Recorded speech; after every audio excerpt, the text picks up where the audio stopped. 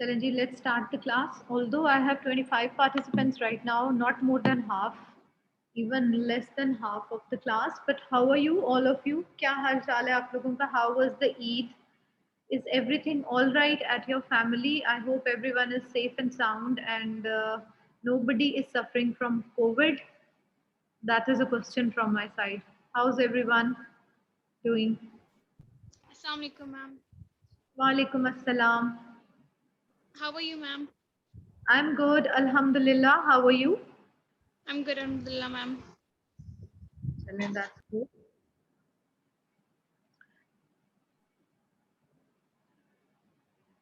सब लोगों की तरफ अस्सलाम खैरियत? वालेकुम मैम वालेकुम क्या हाल है आपके? आप कैसी हैं? अस्सलाम जी हसन, मैं बिल्कुल ठीक हूँ, आप ठीक हैं? यस मैम, अल्हम्दुलिल्लाह, अल्लाह का शुक्र है। चलें, दैट्स ग्रेट। और मार्क्स आप सब लोगों ने देख लिए होंगे, एक नज़र है ना मिड टर्म के? Yes ma'am. अच्छा यस जी। मैम। अब यस अगर कोई मैम। रिव्यू करना चाहता है तो क्योंकि मुझे एक मैसेज आया हुआ है रिव्यू का, अगर कोई और भी पेपर रिव्यू करना चाहता है तो आप लोगों ने मुझे बता देना है, we will have a review meeting. अच्छा, one thing that I really wanted to ask from the people who are present here, आप लोगों की जो असाइनमेंट्स हैं वो आप लोगों को कैसे रिटर्न करते हैं बाकी टीचर्स? फोल्डर बना के उसमें अपलोड कर देते हैं सारी असाइनमेंट्स एलएमएस पे, like if you want to check कि आपने कहाँ क्या मिस्टेक की है और कैसे करना चाहिए थी? मैम अभी किसी ने भी नहीं की असाइनमेंट। अच्छा, किसी ने भी नहीं की। और मैम असाइनमेंट्स के हमें सिर्फ क्विजेज एंड असाइनमेंट्स के हमें सिर्फ मार्क्स पता चलते हैं कि मतलब हमारे इतने मार्क्स आ चुके हैं। मैम अलीना है जो मतलब थॉरली बताती हैं हमें मिस्टेक्स के साथ कि हमने इस चीज़ में लैग किया था। मैम वो रिटर्न ही लिख के दे देती हैं, मतलब ईमेल पे, ऐसे वो असाइनमेंट्स रिटर्न नहीं करती हैं। क्योंकि मैं ये चाह रही थी कि मैंने काफी डिटेल में आपकी असाइनमेंट्स चेक की हुई हैं, तो मैं आपको किसी तरह रिटर्न करती। तो चले, I will find out some way. मैं कोशिश करूंगी कि मैं एलएमएस पे ही कोई फोल्डर बना के ना उसमें आपकी सारी असाइनमेंट्स अपलोड कर दूंगी, ताकि आप लोगों को पता भी चल सके कि क्या करना चाहिए था और क्या नहीं करना चाहिए था। ठीक है, सो दैट नेक्स्ट टाइम आप लोगों को सॉल्व करते हुए थोड़ी और। अच्छा, एक चीज, इससे घबराइएगा नहीं कि आप लोगों के मार्क्स डिडक्ट हुए हैं केस स्टडीज में। अम, उसकी उसकी रीजन ये है कि मैंने एक साइड पे जो कंपनसेशन आपको दी थी ना, जो मैंने सिर्फ आपसे कहा था कि 5 मार्क्स के अगेंस्ट आपने सिर्फ वो जो हेडिंग्स देनी थी, वो मैंने इसीलिए दी थी कि अगर लेट्स सपोज आपको ये फील होता है कि अच्छा हमारे मार्क्स बहुत डिडक्ट हो रहे हैं या कुछ इस तरह, तो आपकी वहां से कंपनसेशन हो जाए। केस स्टडी मैंने आप लोगों को एक्सप्लेन कर दी थी कि आप लोगों ने उसमें क्या आंसर करना था, क्या मिस्टेक हुई भी थी।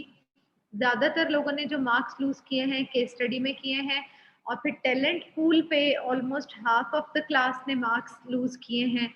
बाकी मेरा कोई ऐसा पर्पस नहीं है कि मैं आप लोगों के मार्क्स किसी तरह से आपको कम दूं या कोई issue, but I want really कि आप लोगों की वाकई थ्रू दिस कोर्स ना सिर्फ सक्सेशन प्लानिंग की ग्रूमिंग हो, सिर्फ उससे रिलेटेड ग्रूमिंग ना हो आपकी, बल्कि ओवरऑल आप लोगों का एक एचआर से रिलेटेड जो बॉडी ऑफ नॉलेज है वो इंक्रीज हो।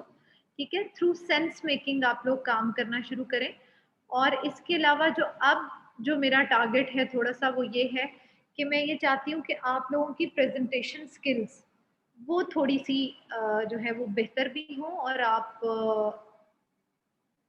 प्रेजेंटेशन जब दें तो उसका भी थोड़ा सा एक अच्छे वे में आपको पता हो कि कैसे प्रेजेंट करना है।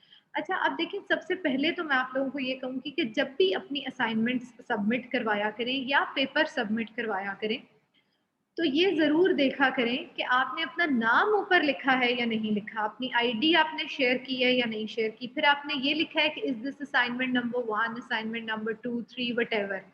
ठीक है, ये वाली चीजें मुझे मोस्ट ऑफ द असाइनमेंट्स में मिसिंग मिली हैं, जिसकी वजह से मुझे खुद बहुत प्रॉब्लम से मैंने, क्योंकि माशाल्लाह आप लोगों की क्लास स्ट्रेंथ बड़ी है ना, तो उसमें फिर मेरे पास ऐसी कितनी असाइनमेंट्स आ जाती हैं जिसके ऊपर कुछ भी नहीं लिखा होता, और मुझे बड़ी मुश्किल से उसको बैक एंड पे जाके ढूंढ के देखना पड़ता है कि ये किसकी असाइनमेंट थी। एलएमएस पे अगर आप लोग अपलोड करते हैं देन इट्स फाइन, वो ऑटोमेटिकली जनरेट कर देता है आपके नेम्स, आईडीज वगैरह सब कुछ, लेकिन एट टाइम्स आप लोगों को मुझे ईमेल भी करनी पड़ जाती है, तो उसमें थोड़ा सा केयरफुल रहा करें कि अपने नेम्स वगैरह लिखें। अच्छा, सेकेंडली, जिस फॉर्मेट में आपसे इंस्ट्रक्टर ने आपका डॉक्यूमेंट मांगा हो, काइंडली उसी फॉर्मेट में सबमिट कराया करें, ठीक है। पीडीएफ्स में, क्योंकि मैं उसको चेक नहीं कर सकती ना, मैं आपको बता नहीं सकती कि आपने इसके अंदर क्या मिस्टेक की हुई है और आपने इसको कैसे करेक्ट करना है। बस I just read all those assignments जिसके ऊपर जो पीडीएफ वगैरह में थी। एक तैमूर हैं हमारे साथ इस वक्त मीटिंग में? Yes ma'am. तैमूर, आपने किस फॉर्मेट में मुझे पेपर सबमिट कराया? मैम मैंने वर्ड पे। नहीं तैमूर, आपका तो किसी और ही, टोटली किसी और उसके अंदर मुझे आपका पेपर मिला है। मैम मैंने तो वर्ड पे करवाया था। आपको दिखाऊं मैं आपका पेपर? यस मैम दिखा दें। मैं आपको दिखाती हूँ, आप देखें कि इसमें क्या इशू है।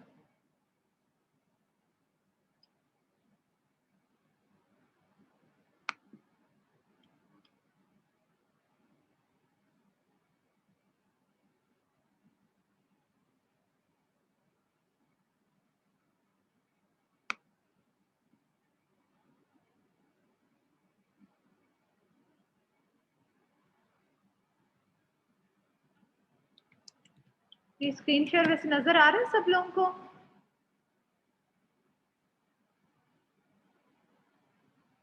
Yes ma'am.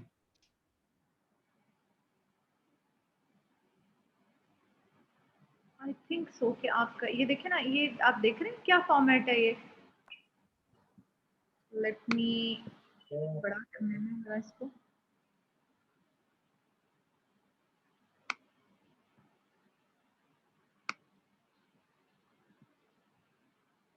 ये देखें तैमूर, ये आपका फॉर्मेट है, if you can see this.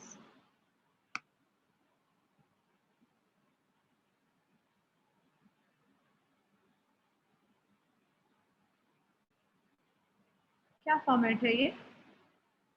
या तो आपकी तरफ से कोई, आप आई डोंट नो आपने कहाँ पे इसको ओपन किया है कि ये ऐसे हो गया? मैम मैंने तो वर्ड पे किया था। अच्छा चले खैर, एनीवेज अगर मिस्टेक है तो फिर तो we can not do anything about it. Maybe आपके डॉक्यूमेंट की तरफ से, आपके मैकबुक उसकी लैपटॉप की वजह से कोई इशू हुआ हो। अच्छा जी, तो ऑन पर्पस मेरा मतलब है कि आप लोग ना किया करें। गलती से तो अगर हो जाता है तो देखें, उसका तो टेक्निकल इश्यूज हैं, कभी कभार आ जाते हैं। इस तरह कुछ पीडीएफ में भी मुझे कुछ रिसीव हुए थे, ऑल्दो उसको कन्वर्ट करना बहुत इजी है, एक एप्लीकेशन से मैं उसको वर्ड में कन्वर्ट कर सकती हूँ, लेकिन उसमें यह है कि काफ़ी इश्यूज आ जाते हैं, फॉर्मेटिंग वगैरह हिल जाती है। सेकेंडली, जब भी आप पेपर सॉल्व कर रहे हैं, मार्क्स देखा करें कि अच्छा जी किस क्वेश्चन के कितने मार्क्स असाइंड हैं, उसके अकॉर्डिंगली उसे आंसर किया करें। लेट्स सपोज 5 मार्क्स का क्वेश्चन है, 10 का है, तो आपको पता होना चाहिए कि हमने इसके अंदर उसके अकॉर्डिंगली लिखना है। डेफिनेशंस है तो हमने 2 पॉइंट्स की डेफिनेशंस है, उसके पॉइंट ऑफ व्यू से लिखना है। कुछ मुझे असाइनमेंट्स ऐसी मिली हैं जो कि मैंने आपको बहुत अच्छे तरीके से बताया था कि इसको शॉर्ट में करके लिखना है। यकीन करें 12 to 13 पेजेस की असाइनमेंट्स हैं मेरे पास। तो उसमें फिर आप लोग ये भी पूछ रहे हैं कि हमारे मार्क्स कैसे डिडक्ट हो गए। देखिए, अल्लाह करे कि आप लोग बहुत तरक्की करें आगे जाके। आप लोग जो है वो, आप लोगों को this is not the end, ठीक है, जो बल्कि आप समझें कि जो आपकी मास्टर्स डिग्री होती है ना, वो तो एक स्टार्टिंग होती है। बिल्कुल, आपने जब एग्जामिनर सबसे पहले ये चीज देखता है कि स्टूडेंट ने इंस्ट्रक्शंस फॉलो की हैं या नहीं की, जैसा उनको कहा गया था उन्होंने वैसा किया है या नहीं किया। लेट्स सपोज आप कोई कंपटीशन का एग्जाम देते हैं आगे जाके, या कोई और चीज करते हैं, सबसे पहले इंस्ट्रक्शंस को ध्यान से पढ़ा करें कि ऊपर क्या लिखा हुआ है, हमने कितने क्वेश्चंस में से कितने अटेम्प्ट करने हैं, किसके कितने मार्क्स हैं, ठीक है, हमने कौन से फॉर्मेट में सबमिट कराना है, हमने अपना नाम लिखा है ऊपर या नहीं लिखा, ठीक है ना। ये चीजें हमेशा प्लीज माइंड में रखा करें कि इस तरह की मिस्टेक्स जो है वो अवॉइड करें। इसके अलावा अगर पेपर रिव्यू, ऑब्वियसली आप लोगों को पेपर रिव्यू का ज़रूरत पड़ेगी, तो उसमें we will keep another session, ठीक है, और उसमें हम इंशाल्लाह आपका पेपर रिव्यू कर लेंगे।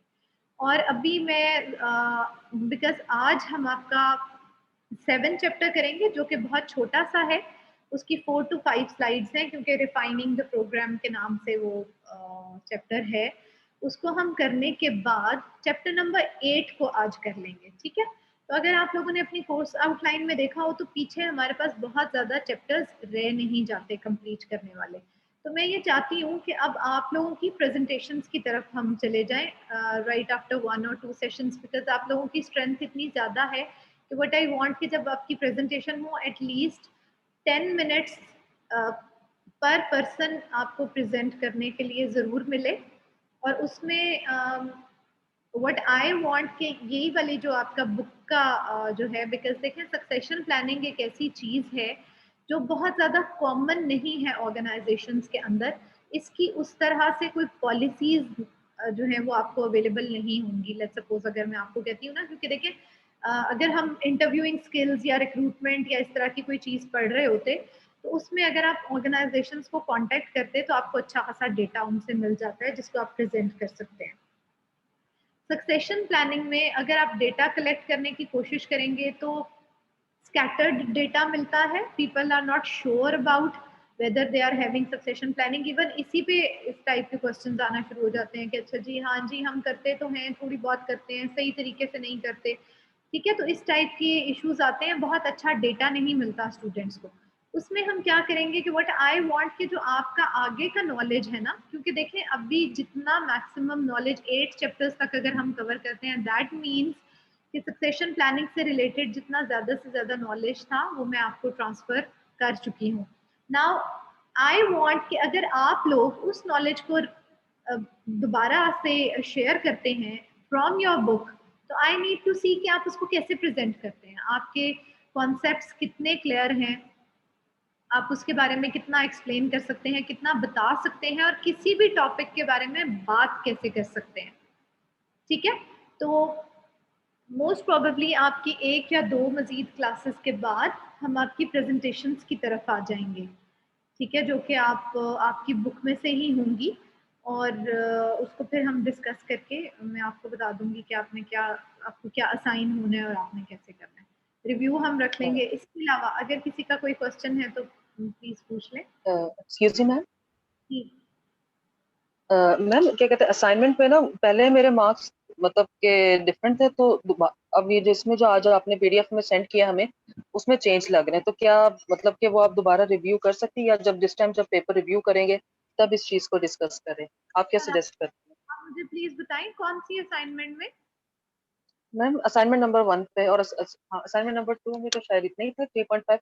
असाइनमेंट नंबर 1 पे बल्कि मेरे पता नहीं किसी एक में मेरे 4.5 थे और एक में 3.5, तो अच्छा इसमें मतलब एक में 2.5 हो रहा है, तो वो कम हुआ है।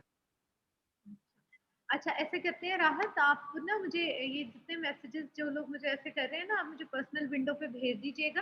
तो जब हम पेपर रिव्यू करेंगे ना उसमें सारी इस टाइप की जो मिस्टेक्स वगैरह अगर कोई हो भी गई हैं, क्योंकि ह्यूमन एरर है, हो जाता है समटाइम्स, तो जी उसमें जी हम उसको क्लैरिफाई कर लेंगे, ठीक है। ठीक और है, जब ये उसमें पेपर रिव्यू होगा मैम। लेट्स सपोज अगर हो सकता है मैंने 2 दफा असाइनमेंट चेक कर ली हो, एक दफा अगर मैंने ज्यादा दिए हैं, दूसरी दफा अगर मैंने कम दिए हैं, तो मैं ज्यादा वाले ही कंसिडर करूंगी, सही, चलो ठीक है मैम, ठीक है। Thank you ma'am. अच्छा जी, स्टार्ट करें लेक्चर, या और किसी की कोई क्वेरी है, कुछ पूछना चाह रहे हैं आप, एनीथिंग एल्स आपके माइंड में कोई चीज हो।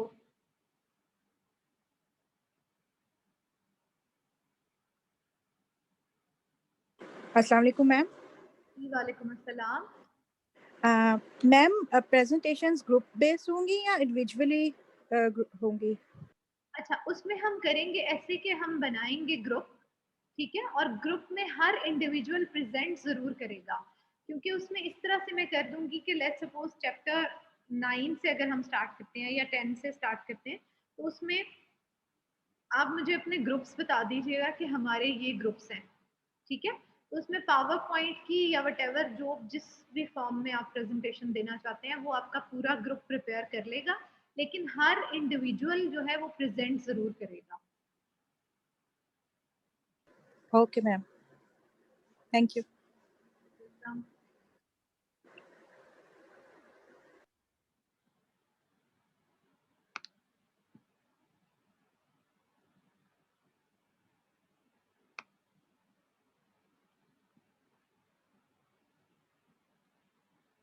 अच्छा जी, स्टार्ट करें फिर। Yes, ma'am. Yes, Sure, ma'am. ma'am. Perfect हो गया। लास्ट आपकी क्लास में चैप्टर 6 एंड 7 यानी कि मिड टर्म से पहले वाली जो क्लास थी, या after mid term I think, है ना? एक क्लास हुई है आपकी आफ्टर मिड टर्म या नहीं हुई? आई थिंक हुई है एक। हुई है ma'am. Exactly, after mid term जो आपकी क्लास हुई है उसमें हमने चैप्टर नंबर 6 एंड 7 मैंने कोशिश की थी पूरा कवर कर लूं, लेकिन चैप्टर नंबर 6 हुआ था और 7 रह गया था। थोड़ा सा दोबारा से ओवरव्यू दे देती हूँ कि क्या है इस चैप्टर में। जैसा कि आपको नजर भी आ रहा है कि जब हमने सारी चीजें डिस्कस कर ली कि अच्छा जी सक्सेशन प्लानिंग ये होती है, उसके ट्रेंड्स क्या होते हैं, कब करनी चाहिए, प्रॉब्लम्स कौन से होते हैं, क्वेश्चंस कौन से होते हैं जो कंपनीज के अंदर अराइज होते हैं, तो उसके बाद एचआर प्रोफेशनल्स को ये सोचना पड़ता है कि सक्सेशन प्लानिंग करनी चाहिए। अच्छा जी, एक और मुझे एक्चुअली यहाँ पे एक चीज़ याद आ गई है। आप सब लोगों से ये क्वेश्चन है मेरा कि if a company is only handling the succession of a CEO, is that company doing succession planning? No, ma'am. No ma'am. No, ma'am. जी, No, ma'am. we have read it in the trends। देखें, मैंने बहुत आपका जो मैंने आपको paper दिया था ना मिड टर्म का, वो बड़ा टेक्निकल पेपर था अगर आप लोग उस पर सोचते तो। मैंने हर सवाल का जवाब बीच में ही किसी तरह से फिक्स किया हुआ था। ऊपर मैंने आप सौ लोगों से पूछा हुआ था कि सिर्फ ये सीईओ की सक्सेशन प्लानिंग कर रहे हैं, और नीचे ट्रेंड में मैंने आपसे पूछा हुआ था कि what are the reasons to do succession planning. ठीक है, आपने उन दोनों में क्लैश ले आए क्योंकि आप लोगों ने कहा कि बस अच्छा ठीक है हमने कुछ याद करना है और याद करने के बाद उसको लिख देना है। तो हमेशा सोचा करें। देखें, special case managing the succession of a CEO is a trend, ठीक है, that made happened succession planning. ठीक है, जिसकी वजह से सक्सेशन प्लानिंग स्टार्ट हुई है कि जी सिर्फ सीईओ के बारे में सोचा जाता है और कभी कभार सीईओ की भी सक्सेशन सही नहीं होती, तो प्रॉपर सक्सेशन प्लानिंग करनी पड़ती है। सेकेंडली, केस स्टडी के अंदर मैंने आप लोगों को इतना क्लियरली उसमें बताया हुआ था ना कि जब मैंने आपसे पहला क्वेश्चन पूछा कि सक्सेशन प्लानिंग हो रही है कंपनी में या नहीं हो रही, ठीक है, अब बिल्कुल केस में लिखा हुआ था कि he was developing the successor, लेकिन आपको क्या लगता है इतना आसान मैंने सवाल पूछना था कि ऊपर लिखा हुआ है कि अच्छा जी सक्सेशन प्लानिंग हो रही है या नहीं हो रही है और नीचे आप लोग कह दें कि यस? थोड़ा सा सोचा करें चीज के ऊपर ना, थोड़ी जो अपनी क्रिटिकल थिंकिंग है ना, जिसे क्रिएटिविटी कहते हैं, इनोवेशन कहते हैं, टेक्निकल थिंकिंग कहते हैं, उसको जरा जनरेट किया करें माइंड में। ऊपर ऑल्दो फिर भी जिन जिन लोगों ने यस लिखा है मैंने उनको 1 मार्क जरूर दिया है because they were dealing the special case of succession planning. ऐसा नहीं है कि मैंने 0 नहीं दिया।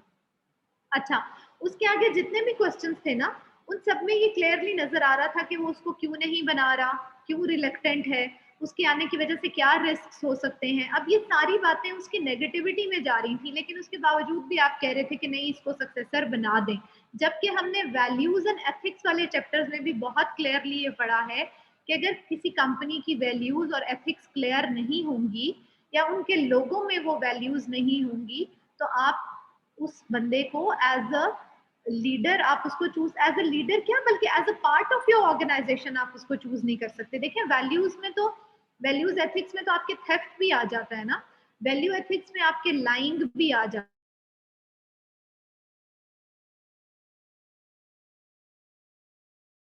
है। वैल्यूज और एथिक्स ही ठीक नहीं है, how you could be a leader and anyone could think of you as a successor. तो प्लीज इन चीजों के ऊपर सोचा करें, ठीक है।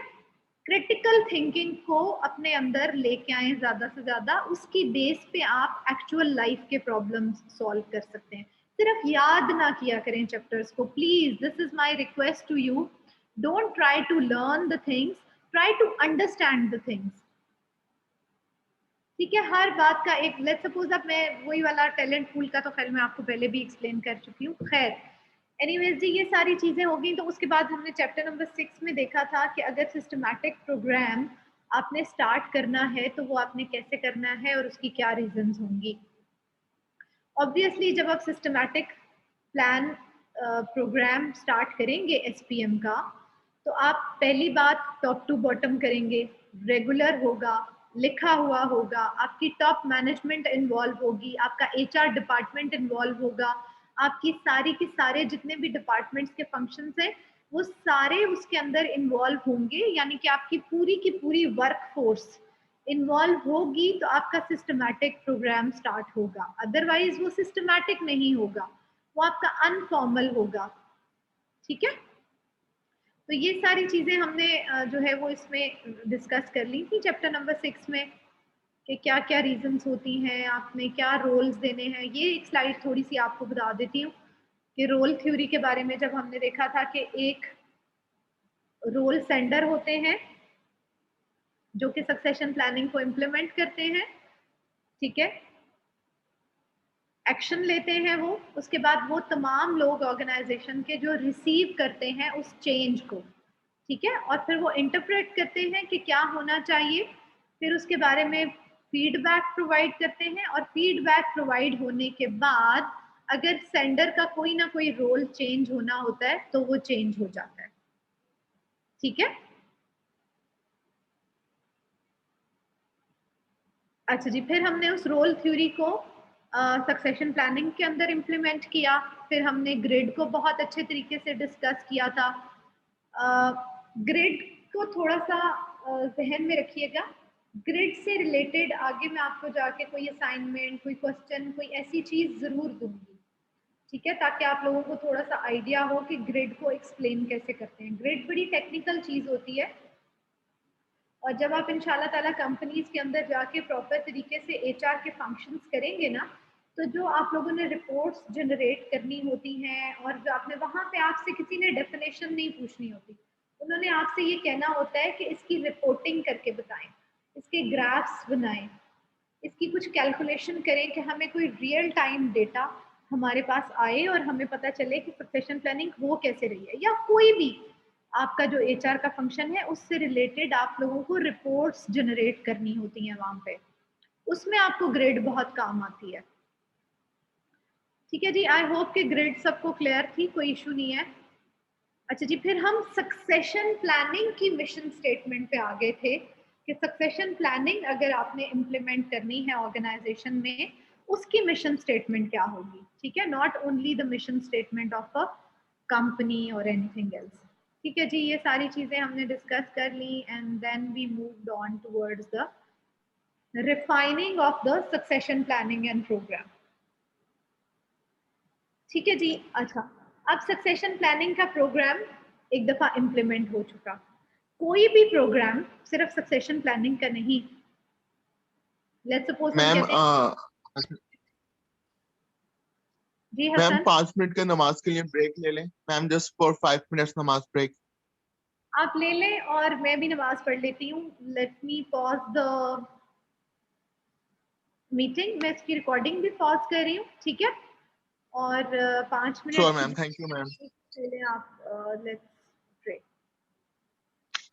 Okay, thank you.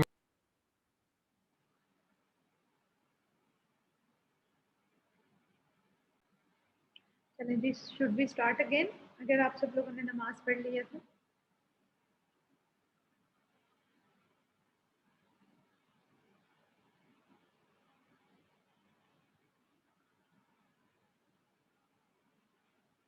Yes ma'am, आप स्टार्ट करें। अच्छा जी, चलें, सही है।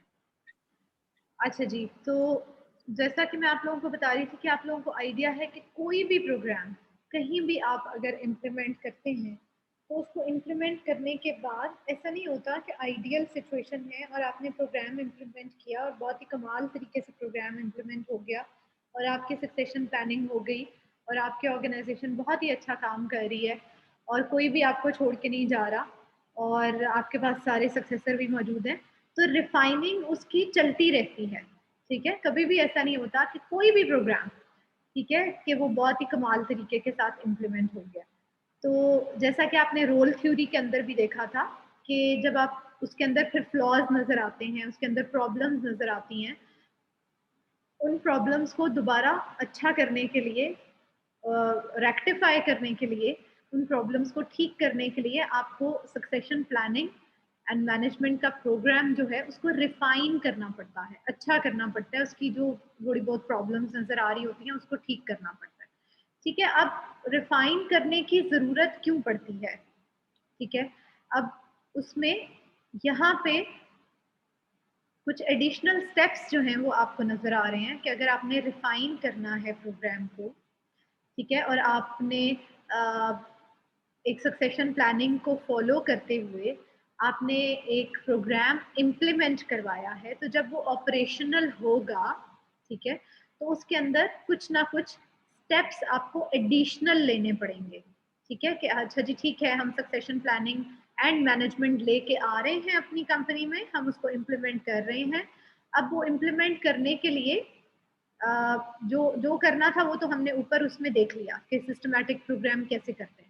अब वो कह रहे हैं कि उस सिस्टमैटिक प्रोग्राम को रिफाइन करने के लिए मजीद कुछ एडिशनल स्टेप्स लेने पड़ते हैं, और वो एडिशनल स्टेप्स क्या हैं? वो ये हैं, ठीक है, कि सबसे पहले एक्शन प्लान। अब एक्शन प्लान क्या होता है आप मुझे बताएं। लेट्स सपोज अगर मैं आपसे पूछूं कि अच्छा जी आपने अपनी कंपनी के अंदर सक्सेशन प्लानिंग करनी है, तो उसका एक्शन प्लान क्या होगा, तो आप क्या बताएंगे मुझे?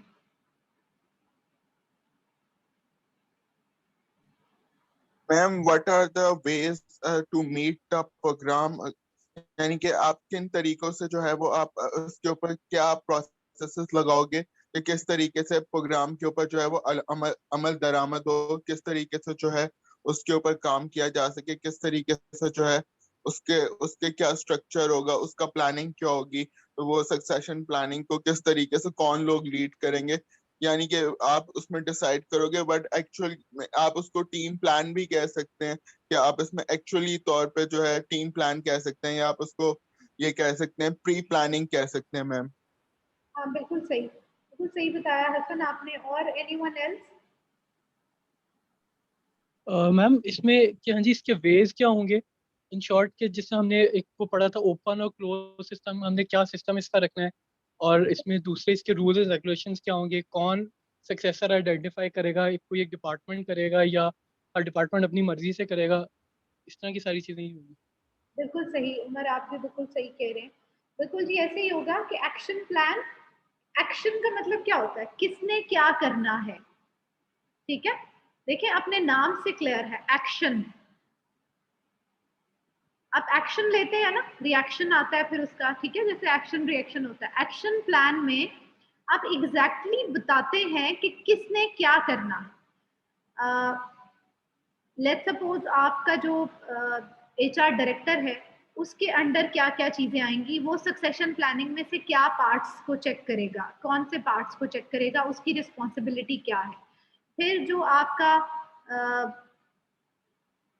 वीपी है लेट्स सपोज एचआर का, या आपका डायरेक्टर है, या वटेवर जो भी आपकी हायरार्की है, ठीक है, उसको देखते हुए सबसे पहले तो आप अपने एचआर का एक्शन अलाइन करेंगे कि अच्छा जी किस बंदे का क्या काम है इस प्रोग्राम के अंदर।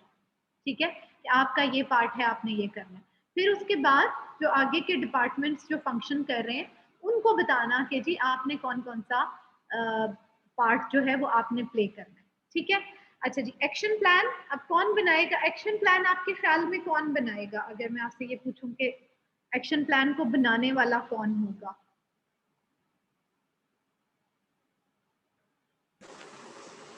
Ma'am HR.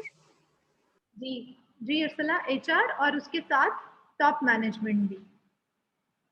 ठीक है, top okay ma'am. Management and HR. अगर मैं आपसे सिंपल देखें, अब सबसे पहली बात मैंने आपसे क्विज में भी ये पूछा हुआ था कि टॉप मैनेजमेंट की एग्रीमेंट के बगैर क्या कोई डिसीजन किसी कंपनी में चल सकता है? नो, नहीं चल सकता। मेक और ब्रेक का रिलेशनशिप होता है, सिर्फ सक्सेशन प्लानिंग का नहीं, हर किसी किस्म का प्रोग्राम जो भी आपने इम्प्लीमेंट करना है ना अपनी कंपनी में, उसमें सबसे पहले आपकी टॉप मैनेजमेंट को अग्री करना चाहिए और 100% दिल से किसी प्रोग्राम को इम्प्लीमेंट करवाना चाहिए। उसके बाद फिर आगे आता है कि अच्छा जी कौन सा काम किसका है।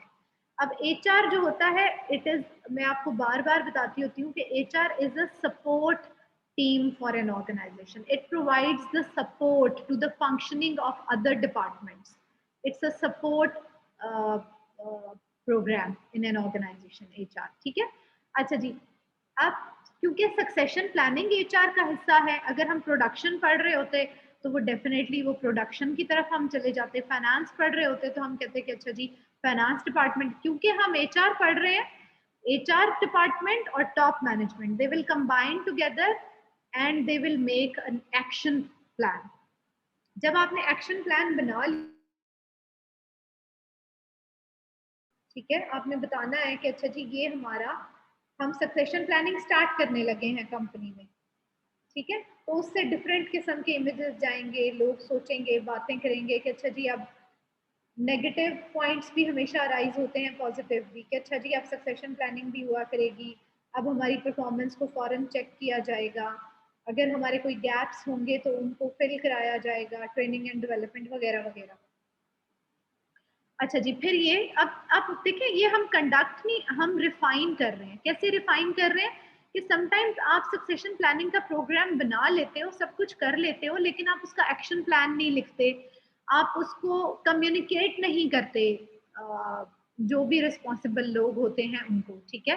प्रॉपर तरीके से इसकी कम्युनिकेशन, इसकी मीटिंग्स होल्ड करना बहुत जरूरी है, अदरवाइज आप इसको एक दफा स्टार्ट करेंगे, फिर छोड़ देंगे, फिर स्टार्ट करेंगे, तो आपको नहीं पता चलेगा। फिर है ट्रेनिंग ऑन SPM।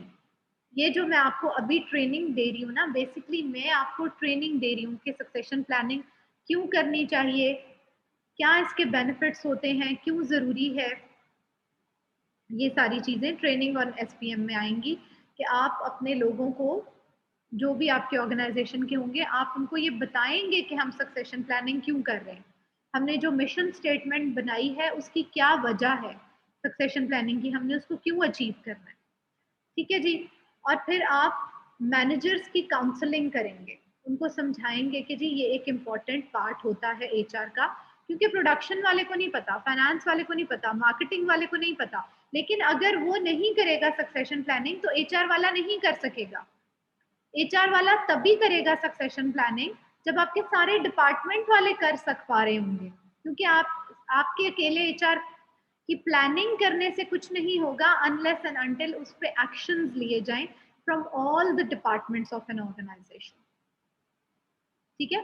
तो फिर आप उसमें मैनेजर्स को बुला के उनको बताएंगे कि आपने देखे वो जो हमने एक और जो विनेट में डिस्कस किया था कि जी अच्छा जी उसको पता ही नहीं है कि कोई और जो है वो क्यों बन गया, उसमें आपने ये नहीं कहना, देखे हम उसमें ये नहीं डिस्कस कर रहे थे कि ग्लास सीलिंग है या नहीं है, हम उसमें सक्सेशन प्लानिंग को डिस्कस कर रहे थे। तो अगर उन्होंने प्रॉपर तरीके से सक्सेशन प्लानिंग की होती तो सारी रिटर्न चीजें उनके पास पड़ी होती कि कोई क्यों प्रमोट हुआ है, ठीक है, और किसी में हमने कैसे जज किया कि ये हमारे हाई पोटेंशियल जो है वो लोग हैं, तो ये कैसे हाई पोटेंशियल है, इनका पोटेंशियल कैसे आइडेंटिफाई हुआ, ठीक है। अच्छा जी, अब ये देखें ये आ गया है, ये सारा ऑल्दो स्लाइड में ये भी आया, लेकिन मैं आपको एक्सप्लेन कर चुकी हूँ कि आपने एक्शन प्लान बनाना कैसे है। देखें, who should take action, what action should they take. देखिए अब इसमें क्वेश्चंस अराइज होते हैं ना कि आपका ओपन प्रोग्राम है, आपका क्लोज्ड प्रोग्राम है, सीक्रेट है, आपने बताना है नहीं बताना, किन किन लोगों को बताना है, अगर बताना है फिर कौन क्या एक्शन लेगा, ठीक है। ये सारी चीजें इन क्वेश्चंस के अंदर लिखी हुई है, ये प्रॉपर एक प्रोजेक्ट काइंड ऑफ प्लान होता है, ठीक है जी। I hope this slide is clear to everyone and I have explained it quite thoroughly. अच्छा जी, फिर होता है कम्युनिकेटिंग द एक्शन प्लान, वही वाली जो सारी चीजें मैंने आपको बताया। अब इसके अंदर जब आप कम्युनिकेट कर रहे होते हैं ना, तो आपकी मेक श्योर करें कि जो भी कम्युनिकेट कर रहा है उसकी कम्युनिकेशन क्लियर हो, ठीक है, वो अच्छे तरीके से बता सके कि किसने क्या करना है और उसको रिस्पॉन्सिबल ठहरा सके कम्युनिकेट करते हुए कि अच्छा जी आपने ये एक्शन लेना है और आपने ये क्यों एक्शन लेना है, इसके अगेंस्ट आपको चेक किया जाएगा,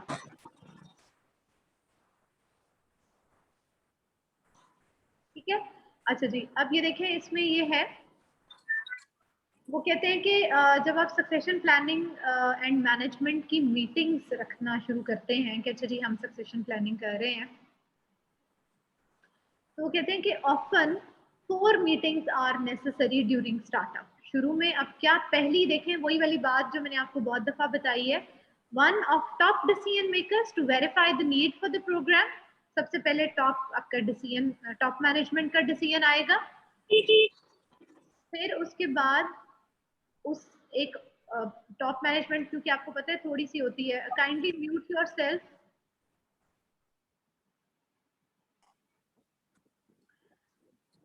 अच्छा जी, फिर उसके बाद जो आपकी सेकंड मीटिंग होगी उसके अंदर आप मजीद स्टेक होल्डर्स को इन्वॉल्व करेंगे। लेट्स सपोज आपने जितने भी आपके प्रोग्राम हेड्स हैं, मार्केटिंग के, ऑपरेशंस के, फाइनेंस के, आपने उन सबको बुलाया, उनके साथ किया, ठीक है।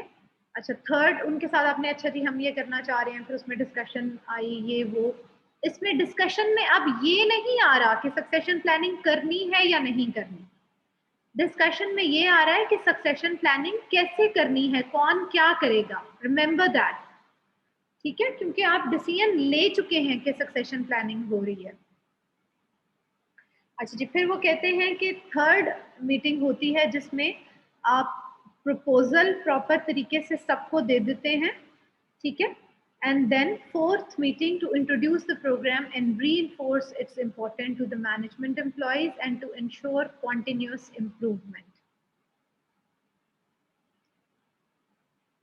अच्छा जी, फिर उसके बाद ये भी मैंने आपको एक्सप्लेन कर दिया कि training on succession planning and management, उसमें आपने बताना होता है,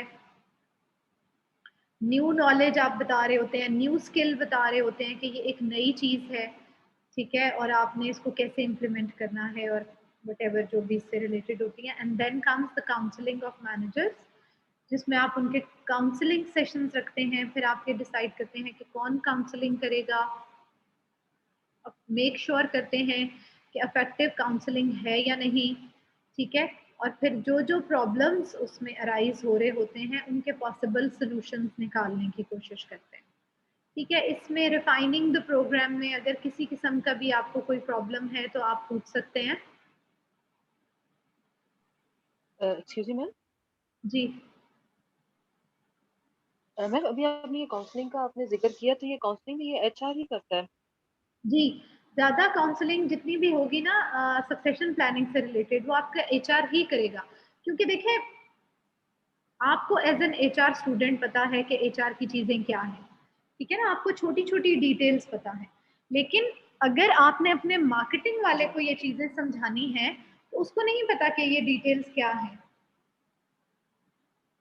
ठीक है। तो आपको उसकी काउंसलिंग करनी पड़ेगी, आपको उसको समझाना पड़ेगा, क्योंकि आपने सक्सेशन प्लानिंग को एज अ कोर्स पढ़ा है, आपको समझ है ये करनी चाहिए नहीं करनी चाहिए, वेस्टेज है नहीं है टाइम का, इसका बेनिफिट है या नहीं है, ये चीजें तो आपको पता है ना। तो ये आपने अपनी कंपनी में आपने ही बतानी है as an HR person.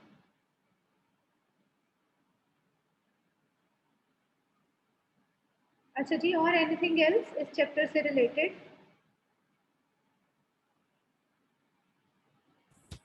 No ma'am.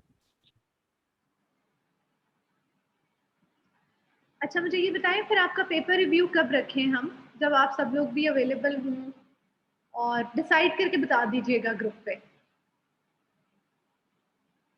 ठीक है। मैं सबको इनवाइट सेंड कर दूंगी। आप अपनी किसी भी असाइनमेंट से रिलेटेड कोई चीज़ देखना चाहें, पेपर से रिलेटेड कोई चीज़ पूछना चाहें, आपको कोई भी कंफ्यूजन हो रही हो, तो वो हम एक अलग से सेशन रख के ना उसमें ये सारी चीज़ें क्लियर कर लेंगे, ठीक है। मैम, अगर ये आप खुद से डिसाइड करें, बिकॉज हम लोग अगर करेंगे तो हर बंदा अपनी अपनी कन्वीनियंस देखेगा, तो अगर ये आप खुद डिसाइड करें और हम लोग को बस बता दें कि ये डेट है और ये टाइम होगा। उमर, मुझे बस सिर्फ ये इशू है कि आप लोगों की क्लास के साथ क्लैश ना आए। आप लोगों की सारी क्लासेस ही 6:30 पे होती हैं यस मैम। और 5 डेज अ वीक हैं क्लासेस या 4 डेज हैं? 4 डेज है मैम। 4 डेज हैं, तो फ्राइडे फ्री है आप लोगों का? मैम, 4th सेमेस्टर वालों का नहीं पता, 2nd सेमेस्टर तो फ्राइडे फ्री होता है। मैम 4th सेमेस्टर का वेडनेसडे फ्री है। और सेकंड सेमेस्टर का, अगर सेकंड सेमेस्टर के कुछ लोग हैं हमारे साथ तो? वो मैम फ्राइडे होता है हमारा फ्री, क्योंकि वेडनेसडे को भी हमारी क्लास होती है। अच्छा, बस फिर हम ऐसे कर लेते हैं कि जी वकास रहमानी आप कुछ पूछना चाह रहे हैं? यस मैम, मैंने पूछना था कि इसके अंदर मैम जो आपने रिजल्ट शेयर किया है, इसके अंदर असाइनमेंट 1 के जो है ना मार्क्स नहीं अपलोड किए हुए, हालांकि मैंने दोनों असाइनमेंट आपको सबमिट की थी। आपने कहा कि ये सबमिट, आप मुझे मैसेज कर देना, मैंने उस पर आपको लिखा हुआ है कि जिनका इशू है वो मुझे मैसेज कर दें। ओके।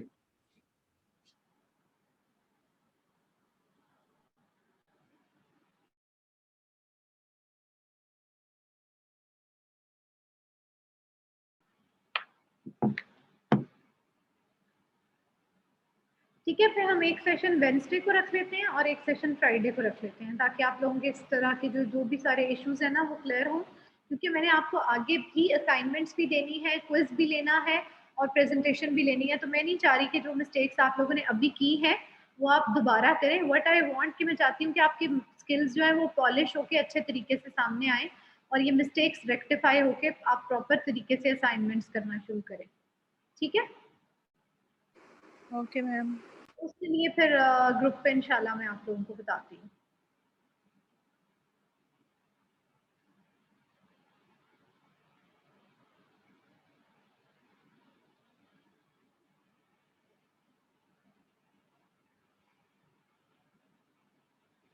अच्छा जी, starting with the chapter number 8, assessing present work requirements and individual job performance.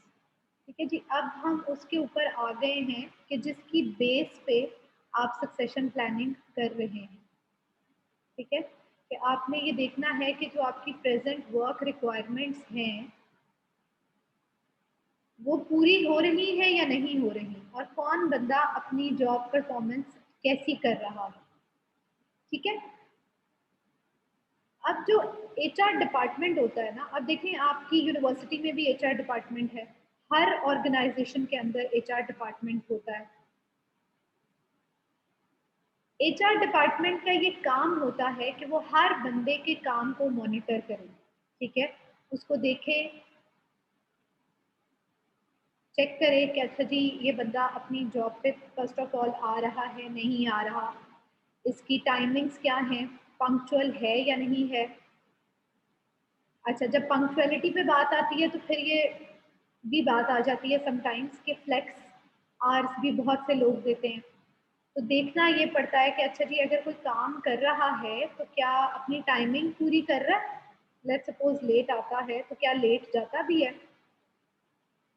अच्छा, लेट्स सपोज कोई ऐसा बंदा है जो लेट आता है और जल्दी चला जाता है, लेकिन उसके बावजूद अपनी काम उसका बहुत अच्छा जा रहा है। ठीक है, सारे प्रोजेक्ट्स कंप्लीट होते हैं, टाइमली सबमिशंस होती हैं चीज़ों की, किसी भी किस्म का कहीं लैक नहीं कर रहा।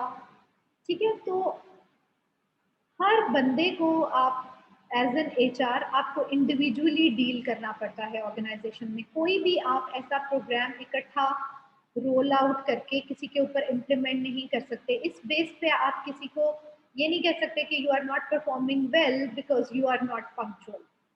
May be that person is performing very well. ठीक है, तो इस तरह की सारी चीजें। अच्छा, यहाँ पे ना एक और मैं एग्जांपल देती होती हूँ स्टूडेंट्स को कि आई हैव सीन पीपल जिनकी स्पेसिफिक स्किल्स होती हैं फॉर द स्पेसिफिक जॉब्स। अब कोई एक ऐसा बंदा है जिसकी मेमोरी बहुत अच्छी है। ठीक है, ये मैं आपको एक रियल प्राइम एग्जांपल देने लगी हूँ।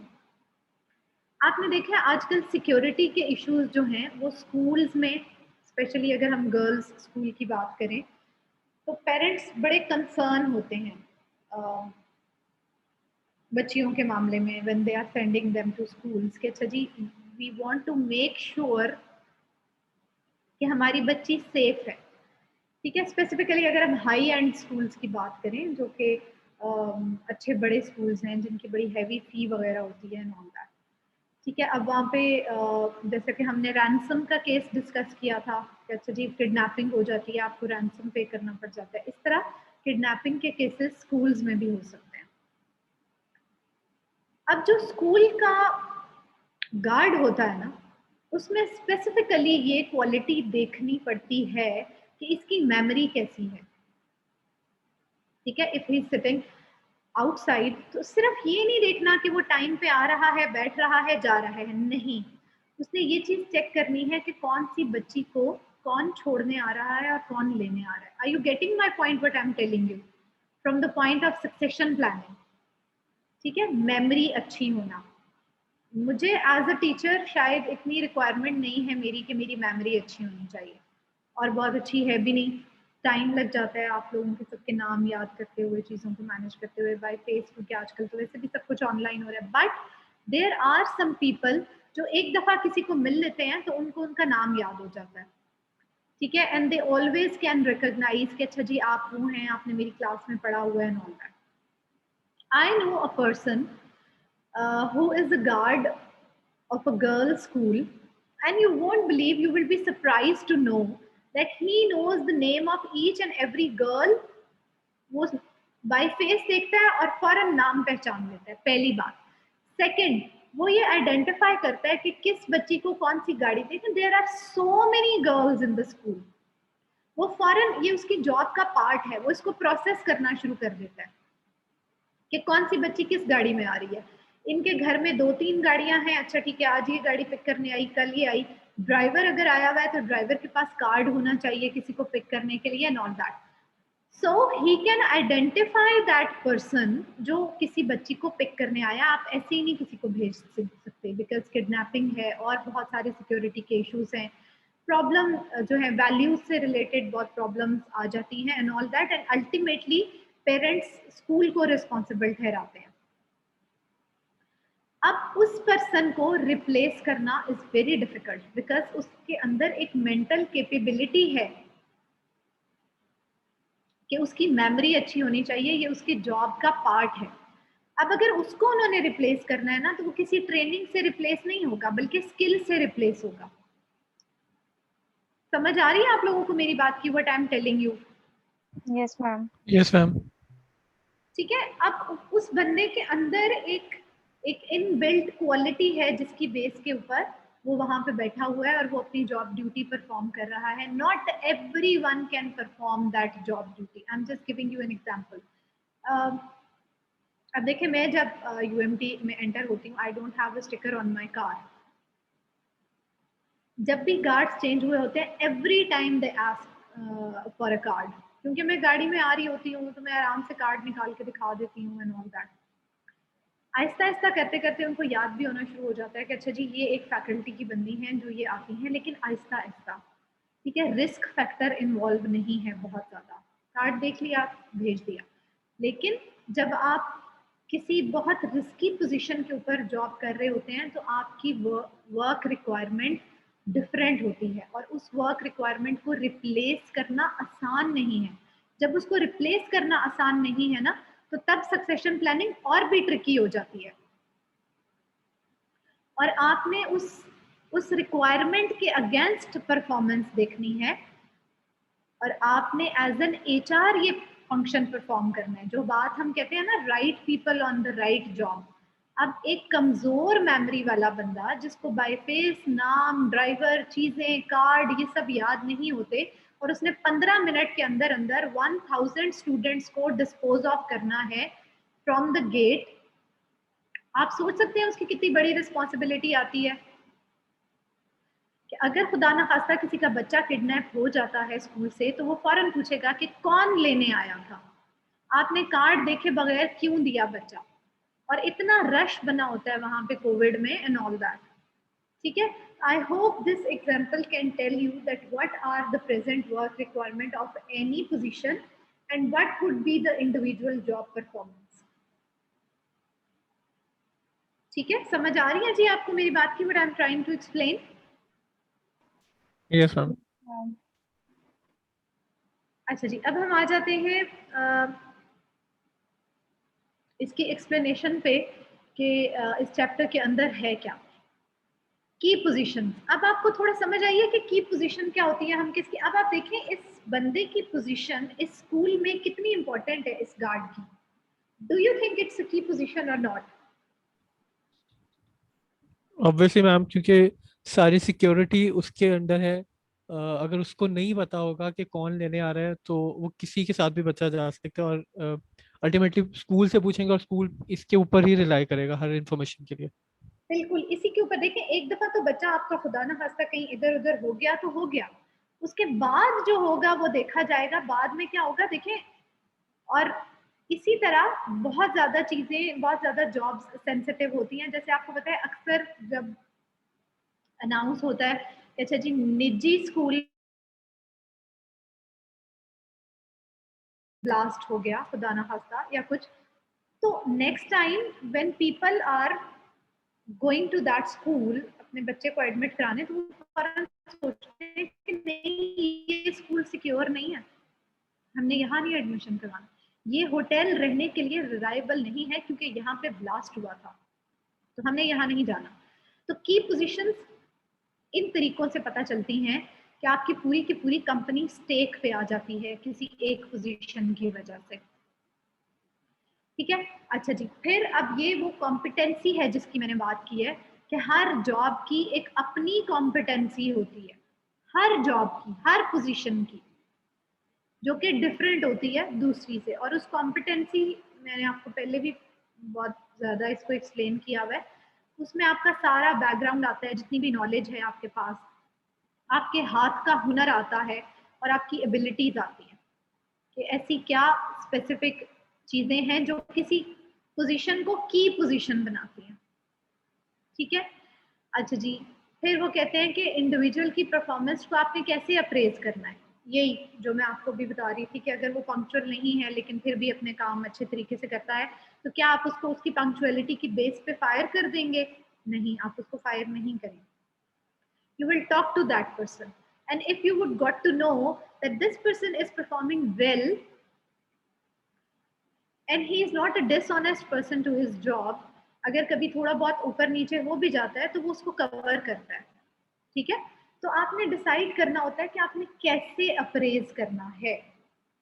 सबके लिए एक सांचा कभी भी मत बनाइए, हर इंसान दूसरे से डिफरेंट है, आपने उसको एचआर में रहते हुए अपने तरीके से सॉल्व करना है। ठीक है,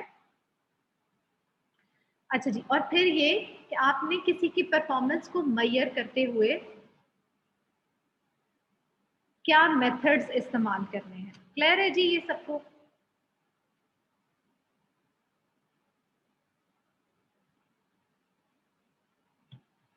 अच्छा, यहाँ पे ना मैं एक और आप लोगों को एग्जांपल ऐड करूंगी।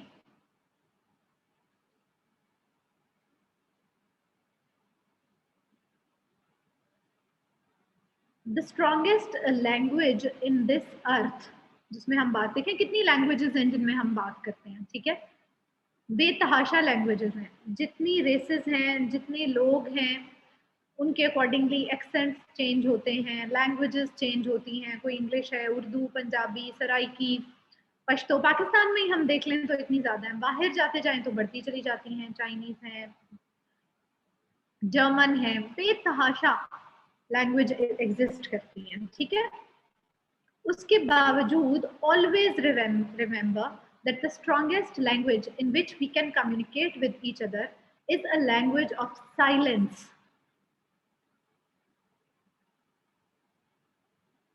क्या मेरी इस बात को कोई एक्सप्लेन कर सकता है कि the strongest language in this world to be interpreted by anyone is the language of silence?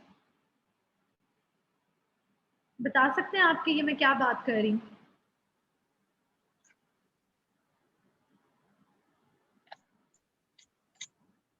Ma'am थोड़ा थोड़ा कॉन्सेप्ट पता है, लेकिन 100% जो है ना इसको डिफाइन करना थोड़ा सा मुश्किल हो जाएगा। अच्छा सही, अच्छा चले हसन, आपसे फिर मैं एंड में पूछूंगी अगर आपको थोड़ा बहुत पता है तो। और एनीवन एल्स? हफ्सा खबर हैं आज हमारे साथ?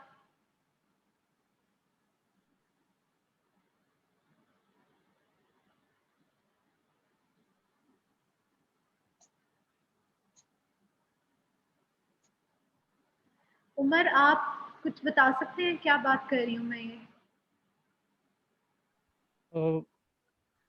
मैम अगर लैंग्वेज ऑफ साइलेंस है तो उसके लिए तो साइलेंस के मतलब फिर हमारी से बॉडी लैंग्वेज एक रह जाती है जिससे आप दूसरे को कम्युनिकेट कर सकते हैं। मैम इमोशंस बट इमोशंस भी जो है मैम वो तो आपको बोल के बताने पड़ेंगे। आप आपके फेस पे सिर्फ एक एंगर का इमोशन आ सकता है या एक हैप्पी का इमोशन आ सकता है। उसके दरमियान में और कितने सारी चीज़ें होंगी जो आप बाय फेस आप नहीं बता सकते हैं, मतलब अपने फेशियल एक्सप्रेशन से नहीं बता सकते हैं। Okay, fine. Anyone else who would add to this what we are discussing right now? शायद इसलिए भी कि मतलब कि हम लोग कुछ ऐसा हार्श ना बोल दें या कुछ, मतलब अब जो नेगेटिव स्पेस है उससे दूर रहे। किसने बताया ये चीज? ज़ैनब। ज़ैनब इजाज। Yes ma'am. कैसी हैं आप? पहले तो ये बताएं आपकी तबीयत बेहतर है? आप yes ma'am, I am much better अल्हम्दुलिल्लाह। चलें, that's great, माशाल्लाह। मैम मैं मुझे बात तो इसमें यही समझ आया है कि लाइक मैम, क्योंकि कई दफ़ा ऐसा होता है कि मैम बंदा मतलब लाइक इंसान गुस्से में बहुत कुछ बोल जाता है जो मतलब मैम नहीं भी बोलना होता, तो मैम इससे भी काफ़ी होता है like I don't know my answer is right और रॉन्ग। देखिए, मैं बात कर रही हूँ साइलेंस की, द लैंग्वेज ऑफ साइलेंस, क्योंकि ये तो कोई लैंग्वेज नहीं है ना, साइलेंस है, बिल्कुल खामोशी है। अच्छा, let me change my question to another one. When you like someone, ठीक है, तो क्या कहे बगैर अगले बंदे को ये पता चल जाता है कि you like someone? When you see each other, anyone, देखें आप इतनी दुनिया में घूमते फिरते हैं, there are hundreds of people out there, है ना? लेकिन उसके बाद Yes, ma'am. when someone likes you, ठीक है, आपको फील होता है ना this person likes me, Yes, ma'am. Yes ma'am ma'am होता है। There gestures, without ma'am any, gestures by their actions भी मैम। सिक्स सेंस भी, यस मैम। सिक्स सेंस भी आपको इंडिकेट कर देती है। लेट मी टेल यू, अगर आप एक्शन नहीं कर रहे हो उसके बावजूद there is a vibe, Yes, ma'am. feel about the people that this person likes you. In the same way, when somebody hates you and he is not expressing, he or she is not expressing that he hates you, feel हो जाता है आपको कि नहीं कि ये मुझे hate ma'am होता है feel. Yes, ma'am. Yes, ma'am. होता है ना? अच्छा, अब एक चीज मैं आप लोगों को ये बताऊंगी, mentoring, what I am telling you, जब आप ऑर्गेनाइजेशन के अंदर काम कर रहे होते हैं, जब आप टीम के अंदर काम कर रहे होते हैं, क्लास के अंदर एग्जिस्ट कर रहे होते हैं, क्योंकि all the time we are meeting people, हमारे फ्रेंड्स हैं, हमारे कॉलीग्स हैं, ठीक है, बेतहाशा ऐसे लोग हैं जिनके साथ बॉसेस हैं, सब आप उनके साथ डील कर रहे हो। बहुत कम दफा ऐसा होता है कि आप उनको एग्जैक्टली एक्सप्रेस करते हैं कि what I feel about you, but still there is always a feeling that exists about that specific person, कि ये मुझे पसंद करता है, ये मुझे पसंद नहीं करता, ठीक है। अच्छा, जब आप वो फीलिंग अपने अंदर एग्जिस्ट करके ऑलरेडी बैठ चुके होते हैं, आपने तो अपने से कंसिडर कर लिया ना कि I don't like that person, लेकिन ऑलवेज रिमेंबर दैट उस पर्सन को हमेशा पता चलेगा कि you don't like that person. ये ना सोचें कि आप उसको पसंद नहीं कर रहे तो उसको पता नहीं चल रहा कि आप उसको पसंद नहीं कर रहे, उसको खामोशी में भी पता चल रहा है कि you don't like that person. और अगर आप किसी को पसंद कर रहे हैं तो वो तो उसको within seconds, I am telling you, within seconds पता चल जाता है कि this specific person is looking at me with some specific intention and those intentions are likeable और डिसलाइकेबल। जब आप अपने अंदर ये साइलेंस की फीलिंग लेके किसी के साथ मूव ऑन करते हैं ना, चीजें कॉम्प्लिकेट होना शुरू हो जाती हैं। न्यूट्रल रहा करें अपनी वर्क प्लेस पे, अपनी चीजों पे, क्योंकि इन चीजों की वजह से कॉम्प्लिकेशंस अराइज होती हैं। अगर आप let's suppose you don't like your boss, you are not saying a single word in front of your boss, make sure your boss doesn't like you as well. सिर्फ ऐसा नहीं है कि आप अपने बॉस को पसंद नहीं कर रहे, ऐसा भी हो चुका है कि आपका बॉस भी आपको पसंद नहीं कर रहा, सिर्फ वो एक साइलेंस की लैंग्वेज में चीज एग्जिस्ट कर रही है। अब उसके पीछे रीजंस है ना, आपने अच्छा काम नहीं किया, आपके बॉस ने अच्छा काम नहीं किया, उसने आपको सही इंस्ट्रक्शंस नहीं दी, आपने आगे से अच्छा काम नहीं किया, एक डिसलाइकिंग की फीलिंग जनरेट हो गई है, ठीक है। मैं ये चीज जो मैं आपको बता रही हूँ ना, this is the crux of, you can say, not only performing your job duties and your everything in life, but this is related to each and every performance of yours in your daily life as well. ठीक है, अगर मैं आप लोगों का grouping आपकी करना शुरू कर दूं ऐसे लोगों के साथ जिनको आप डिसलाइक नहीं करते, आपका प्रोजेक्ट खराब हो जाएगा क्लास में।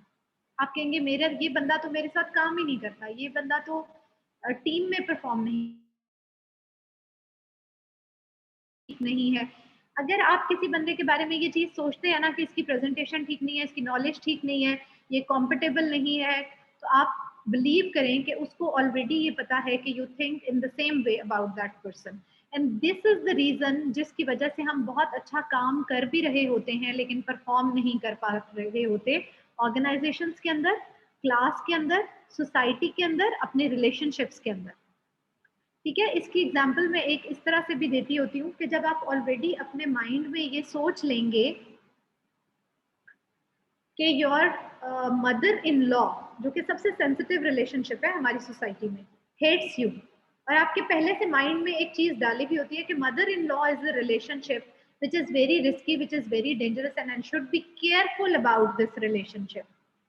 In the same way, your mother-in-law is thinking that I should be very careful about this girl or this boy, and I should be very careful while talking to this girl and to this guy. ठीक है, ये हमेशा इकट्ठा चलता है। तो सबसे पहले तो ये चीज अपने अंदर से रिमूव करने की कोशिश किया करें। When you think something good about the other person, trust me, try it. Start doing it today. The other person will be thinking in the same good way about you. ठीक है, basically हम बात तो ये करते हैं हमेशा positive रहें, पॉजिटिव करें, ऑल्दो अब तो पॉजिटिव का वर्ड भी खराब हो गया कोविड के साथ अटैच होके, कि एक वाहिद वर्ड था जो पॉजिटिव जिसको लिया जाता था, अब तो वो भी कोविड पॉजिटिव होके काफी डेंजरस हो गया है। बट ऑलवेज रिमेंबर, अगर आपको ये फील होता है ना कि आपकी किसी बंदे के साथ नहीं बन रही आपकी वर्क प्लेस पे, तो start thinking good about that person. With the passage of time, that person will start thinking good about you. उससे होगा क्या? You can talk to that person about your problems. आप उनको बता सकेंगे कि देखें जी आप मेरे साथ ऐसे ना करें तो मैं आपके साथ ऐसे नहीं करूँगा। और इस मीन वाइल में वो, लेकिन अगर आप हेटर्ड की फीलिंग अंदर रख के जाके ये कहेंगे कि मेरे साथ ऐसा मत करो, ठीक है, तो वो भी बंदा आपको सेम रिस्पॉन्स देगा। इसकी वजह से हम लाइफ में बहुत सफ़र करते हैं, अपनी वर्क प्लेस पे करते हैं, फ्रेंड्स में करते हैं, ऑर्गेनाइजेशन में, स्कूल्स में, कॉलेजेस में, हर जगह ये एक मेन, ऑल्दो हम इसको अवॉइड नहीं कर सकते, कोई सिचुएशन ऐसी हो जाती है कि आपको वाकई कोई दूसरा बंदा बहुत बुरा लग रहा होता है, लेकिन जब आपको कोई दूसरा बंदा बहुत बुरा लग रहा है तो मेक श्योर कि उस बंदे को भी आप बहुत बुरे लग रहे हैं। ठीक है, अब इसको सक्सेशन प्लानिंग के साथ मैं कैसे कोऑर्डिनेट कर रही हूँ कि लेट्स सपोज आप अपनी ऑर्गेनाइजेशन के अंदर काम बहुत अच्छा कर रहे हैं, लेकिन आपके बिहेवियरल इश्यूज हैं जिसकी बेस पे आपका बॉस आपको डिसलाइक कर रहा है। अल्टीमेटली सक्सेशन प्लानिंग तो उसी ने करनी है ना, किसी टेक्नोलॉजी ने तो नहीं करनी। ठीक है, या आपको वैसे ही कोई बंदा पसंद नहीं आता, मे बी आप इस्लामी हैं बहुत और वो बंदा बहुत मॉडर्न है, आपको इस बेस पे पसंद नहीं आ रहा, मे बी उसकी वर्क रिक्वायरमेंट जो भी वो परफॉर्मेंस कर रहा है वो बहुत अच्छा है, that person is also not liking you. तो यहाँ पे आपकी वो जो परफॉर्मेंस अप्रेजल होनी है ना, जहाँ पे आपकी कॉम्पिटेंसीज मैयर होनी है, जहाँ पे आपकी वैल्यूज और एथिक्स मैयर होनी है, वहाँ पे क्लैश आना शुरू हो जाएगा। जब वहाँ पे क्लैश आएगा तो हम आइडियली सक्सेशन प्लानिंग को परफॉर्म नहीं करेंगे, बल्कि हम बायसनेस की बेसिस के ऊपर सक्सेशन प्लानिंग करना शुरू कर देंगे। पॉइंट समझ आ रहा है आपको जो मैं एक्सप्लेन करने की कोशिश कर रही हूँ?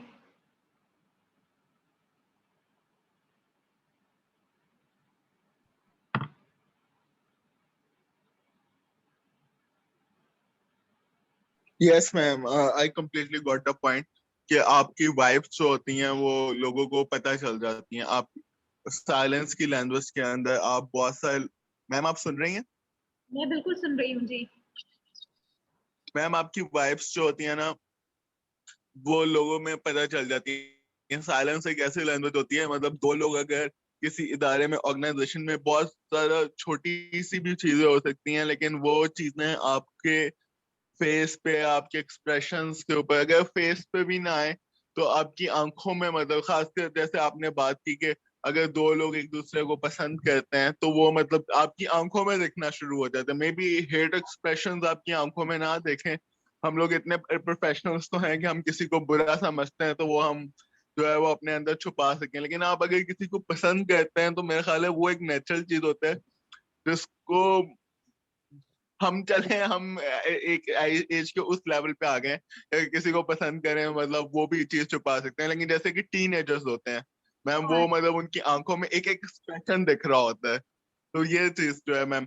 और मैम ऑफिसेस के अंदर भी आपको वाइब्स होती हैं, फलाने का काम का पैटर्न ऐसा नहीं है, लेकिन कुछ लोग होते हैं उस चीज, जैसे मैम अगर मेरा एक बेस्ट फ्रेंड भी है अगर, लेकिन मेरा उसके काम करने का तरीका डिफरेंट है, तो हो सकता है कि हम लोगों के काम करने के तरीके में लेके जो है वो बहुत सारे इख्तलाफात हो, हम मैं कहूँ मुझे इस तरीके से काम करना है, वो क्या ऐसा, लेकिन एट द एंड हम एक दूसरे के दोस्त हैं, हम एक दूसरे को मतलब पसंद करते हैं, या हम लोग एक दूसरे, तो हम उस वक्त हम उन चीजों को, हम उन क्लैशेस को हम प्रोफेशनल रहने देते हैं, हम कभी भी उनको पर्सनल लाइफ के अंदर जो है वो शामिल नहीं होने देते। अब there are the some things, जब आप किसी के साथ मिलते हो ऑन अ न्यूट्रल बेस और आप उसकी चीजों में आप में बहुत ज्यादा इख्तलाफात होते हैं आपको वर्किंग स्टाइल से रिलेटेड, फर्ज करें जैसे मेरा वर्क करने का तरीका है कि मैं मेरा फर्स्ट एंड फर्स्ट आउट, कि मेरे पास जो काम आए मैं कहता हूँ यार आए इसको सबसे पहले इसको खत्म करो। अब मेरा कुलीग कहता है कि यार नहीं इसको थोड़ा सा टाइम लेते हैं, हम इसको अच्छे से समझते हैं, अब वो टाइम में डिले, अब यहाँ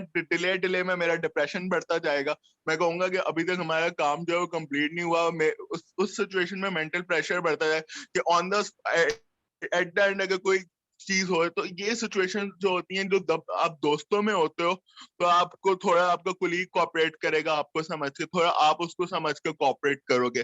जब आप स्ट्रेंजर्स में जाते हो तो ये चीजें फिर बहुत ज्यादा क्लैशेस जो हैं वो पूरे करती हैं, क्योंकि आपको उसकी कैपेबिलिटी का नहीं पता होता, उसको आपकी कैपेबिलिटी का नहीं पता होता, तो ये चीजें प्रोफेशनल वर्ल्ड में जो है ना मैम, वो फिर टीमिंग्स में और ग्रुप्स में, खासकर ये जब आप कोई प्रोजेक्ट पे खास काम कर रहे हो तो उस वक्त ये बहुत ज्यादा फिर क्लैशेस क्रिएट होते हैं।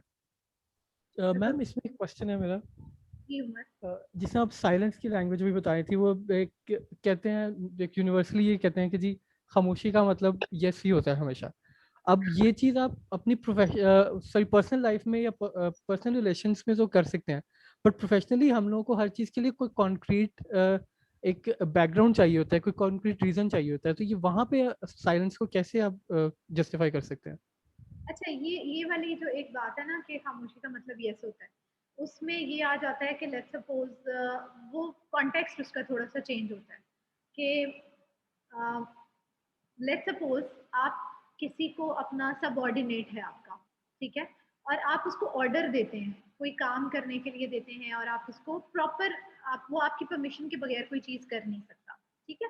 If he is following you silently, that means कि वो आपको एज अ लीडर कंसिडर करता है, और खामोशी से मतलब आप उसको कहते हैं कि अच्छा जी, एक सिंपल एग्जांपल दे रही हूँ, इतने बजे से इतने बजे आपने जाना है, इतने बजे आना है, ठीक है, ये आपकी चीजें, वो आपको लीडर कंसिडर करता है और वो आपका एग्री कर रहा होता है ऑटोमेटिकली।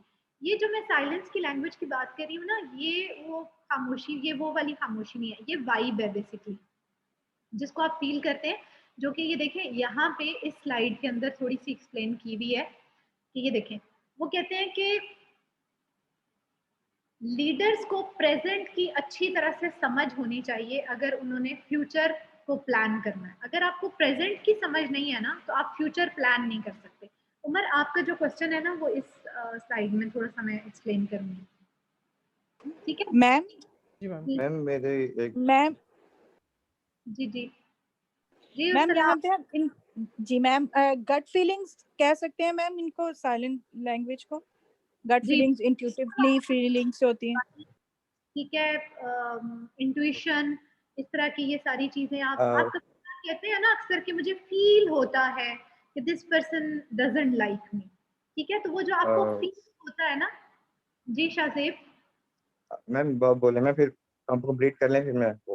नहीं नहीं, इट्स ओके, मैं तो वही बात रिपीट अब कर रही हूँ। मैं एग्जांपल देना चाह रहा था। रिसेंटली मेरी वर्क प्लेस से ही है, एचआर डिपार्टमेंट में मैं सॉफ्टवेयर हाउस के तो हमारी हायरिंग जो है बूम पे चल रही थी, और रिसेंटली जो मेरे टीम लीड हैं उन्होंने रिजाइन दे दिया और प्रोबेशन में रिजाइन दे गए हैं। और रीजन ये था कि उनका जो हमारे एचआर डायरेक्टर थे उनके थोड़े पर्सनैलिटी क्लैशेस हो गए थे। और इवन के उन्होंने इतनी सीनियर पोजीशंस क्लोज कराई विद इन 1 or 2 days, जो मतलब मंथली चलनी थी पोजीशंस, 1 or 2 days क्लोज करवा दी। बट जैसे आपने बताया कि साइलेंस लैंग्वेज है, उनकी तरफ से डायरेक्टर की तरफ से कोई अप्रिसिएशन ही नहीं है, कोई किसी किस्म का मतलब कि वेल डन यार बहुत अच्छा काम कर रहे टीम, ये वो कुछ भी पूछ रहे हैं तो अच्छी तरह आंसर नहीं कर रहे। आहिस्ता वो इन शॉर्ट के वो इतना बर्नआउट हो गए जो मेरे टीम लीड थे कि वो रिजाइन ही कर गए वो, और उनका resign within 5 minute accept हो गया। अब देखिए इतना मतलब एक्सेप्ट इसलिए हुआ कि वो भी चाह रहे थे कि ये रिजाइन कर जाए। बिल्कुल, और वो उन्होंने बोला नहीं है, जस्ट अपने गेस्चर से और जो उनके एक्शंस थे वो उन्होंने उससे मतलब वो दोनों अंडरस्टैंड कर दिए हुए थे कि क्या पोजीशन आ गई है। क्योंकि जब आप वर्क प्लेस पे होते हैं ना, देखें जब आप स्टूडेंट हैं या आप टीनेजर हैं या कॉलेज में हैं यूनिवर्सिटी में हैं, आप फिर भी एक दूसरे से बहस कर लेते हैं, चीजें डिस्कस कर लेते हैं कि जी आप तुमने मुझे ऐसे कहा, तुम्हें मुझे वैसे नहीं कहना चाहिए था, ठीक है, पर्सनालिटी क्लैशेस जिसे हम कहते हैं। But when you are in a professional field you can not say it to everyone all the time कि आप ऐसे करते हैं, आप ऐसे करते हैं, वो तो प्रोफेशनल लाइफ हो जाती है ना। फिर अगर आप उसमें ऐसी डिस्कशन भी करें तो वो आपको कहेंगे जी आपको सेंस नहीं है आपने ऑर्गेनाइजेशन में कैसे मूव करना है, आप ये किस किस्म की घरेलू डिस्कशन लेके बैठ गए हैं यहाँ पे कि मैं आपको अच्छी तरह से ग्रीट नहीं करता या मेरी और आपकी पर्सनालिटी मैच नहीं होती एंड ऑल दैट। तो बेसिकली मेरा आपको समझाने का ये मतलब था कि कंपनी के कॉज को ऊंचा रखा करें, उसके पॉइंट ऑफ व्यू से सोचा करें, अपनी पर्सनल चीजें, फीलिंग्स, जजमेंट्स, लाइकिंग, डिसलाइकिंग, इसको थोड़ा सा अगर आप प्रोफेशनल, हम लोगों में पाकिस्तान में सबसे ज्यादा ये चीज कॉमन है जिसे हम कॉर्पोरेट पॉलिटिक्स भी कहते हैं, और भी बहुत ज्यादा इसके नाम है, जिसकी वजह से हमारी कंपनी सही परफॉर्म नहीं करती। ठीक है, तो वो देखें ये एक लाइन यहाँ पे लिखी हुई है कि that can be a daunting task because leaders are biased observers। अब देखें लीडर की तो अपनी अपनी थिंकिंग है ना, आप उसकी लीडर की किसी के जो एक लीडर की थिंकिंग होती है, जो उसका माइंड सेट होता है, वो पूरी की पूरी ऑर्गेनाइजेशन में नजर आता है कि वो एम्प्लॉय ओरिएंटेड है, वो एम्प्लॉयर ओरिएंटेड है, वो ये चाहता है लोग ग्रो करें या वो चाहता है कि कंपनी ग्रो करे, वो बहुत ओपन माइंडेड है, मॉडर्न थिंकर है, या वो एक उसकी एक बहुत ज्यादा उसकी आप कह सकते हैं कि एक्सपोजर नहीं है इतना एंड ऑल दैट, ये सारी चीजें। ठीक है, तो वो कहते हैं कि जब भी आप कोई डिसीजन कर रहे होंगे ना, आपका रियलिस्टिक डिसीजन होना चाहिए जिसमें आपको ये पता हो कि आपकी कंपनी के लिए, आपकी कंपनी की एग्जिस्टेंस स्ट्रेंथ क्या है, वीकनेस क्या है, फ्यूचर में आपको क्या थ्रेट हो सकता है, क्या अपॉर्चुनिटी मिल सकती है from the point of succession planning and management, क्योंकि हम सक्सेशन प्लानिंग एंड मैनेजमेंट पढ़ रहे हैं। ठीक है, और उसको पढ़ते हुए, उसको देखते हुए ही हमने किसी भी चीज को फॉर ग्रांटेड नहीं लेना कंपनी के अंदर जब हम काम कर रहे हैं, किसी भी एक ह्यूमन को फॉर ग्रांटेड नहीं लेना, किसी भी एक परफॉर्मेंस को फॉर ग्रांटेड नहीं लेना, और इस बेस के ऊपर हमने डिसीजंस लेने हैं सक्सेशन प्लानिंग से रिलेटेड। अच्छा, उमर का जो मैं पॉइंट क्लियर करना चाह रही थी ना, वो शायद मैं क्लियर नहीं कर पाई। उमर क्लियर हुआ आपको? मैम मेरा यही इसी तरह का क्वेश्चन था जिसमें अभी इन्होंने बोर्ड बता रहे थे कि पर्सनैलिटी क्लैशेस हैं एक एचआर हेड में और उसके जो नीचे सबऑर्डिनेट्स हैं। तो देखें ये कॉन्क्रीट हमें रीजन तो मिल गया ना, इसमें अब साइलेंस है या नहीं है, लेकिन कॉन्क्रीट रीजन है हमारे पास, तो इसमें ये साइलेंस वाली बात फिर कैसे एडजस्ट होती है? ये जो सारा क्रिएट हुआ ना, बेसिकली ये साइलेंस की बेस पे ही क्रिएट हुआ ये सारा इशू, जिसकी बेस पे हमने कहा कि पर्सनालिटी क्लैशेस थे। वो पर्सनालिटी क्लैशेस क्यों आए? क्योंकि मैं आपके पास आ रही हूँ, मैं आपको कोई काम कह रही हूँ कि अच्छा जी सर मैंने ये काम कर लिया, आप काइंडली जरा इसको देखें। आप कह रहे हैं अभी नहीं, मैं बहुत बिजी हूँ, बाद में बताइएगा। एक ये जो आपका एक सेंटेंस है ना, इसी ने मुझे बहुत टर्न ऑफ किया। ठीक है, कि मैं तो इतने अच्छे तरीके से अपना एक काम कंप्लीट करके लेके गई थी, और व्हाट्स गोइंग ऑन, ये फिर somebody is doing something over here on the slides on the screen,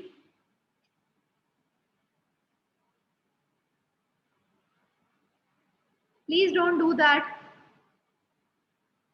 Whoever is doing.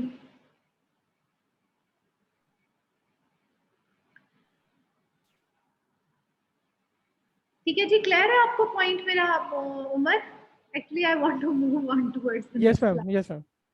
ठीक है, समझ आ रही है आपको? ये यानी कि मैंने काम भी अपना कर लिया, आपने जो मुझे ऑर्डर दिया था मैंने वो भी ओबे कर लिया, ठीक है, लेकिन उसके बावजूद मुझे वो रिस्पॉन्स नहीं मिला आपसे जो मिलना चाहिए था। एज अ स्टूडेंट भी आप टीचर्स से कुछ आपकी एक्सपेक्टेशंस होती हैं हर फील्ड में, even you have expectation from your parents, from your siblings, from each and every person, ठीक है। तो वहां पे सारी ये जो आपकी साइलेंस की लैंग्वेज होती है ना, ये काम कर रही होती है उस वक्त continuously. Ma'am you can say कि ये इंट्रिंसिक मोटिवेशन टाइप सी कुछ चीज कह सकते हैं इसको। You can say it's an intrinsic motivation to work and to stay in any organization. Yes ma'am, ये ठीक है। सारी चीजें ऑब्वियसली बिल्कुल पार्ट होती हैं। Okay ma'am. अच्छा जी, अब ऑल्दो मैंने आपको बहुत अच्छी तरह से आइडेंटिफाई बताया है आपको कि की पोजीशन को आइडेंटिफाई करना क्या होता है, ठीक है जी। अब वो कहते हैं कि की पोजीशन क्या होती है जिसका क्रिटिकल इन्फ्लुएंस होता है आपकी ऑर्गेनाइजेशन पे। जैसे मैंने आपको उस गार्ड की एग्जांपल दी, ठीक है। From the security point of view, किसी भी चीज जिसके ऊपर आप रिस्क नहीं ले सकते, जिसकी वजह से आपकी ऑर्गेनाइजेशन रिस्क पे आ जाएगी, वो आपकी की पोजीशन होती है। अच्छा जी, अब वो कहते हैं कि की पोजीशन आपकी पूरी ऑर्गेनाइजेशन के अंदर डिफ्यूज हुई हुई होती है। कहीं पे भी आप कोई की पोजीशन आइडेंटिफाई कर सकते हैं। ये नहीं कि आप सिर्फ कहें कि अच्छा जी ये हमारा लीडर है, ये हमारा हेड है, तो ये हमारी की पोजीशन है और कोई की पोजीशन है नहीं, ठीक है।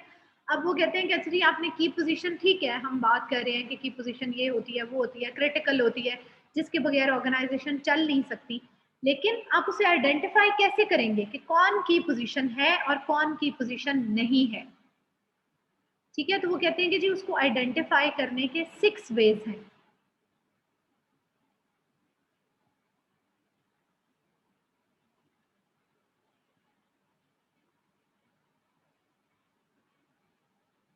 कौन कौन से 6 वेज हैं?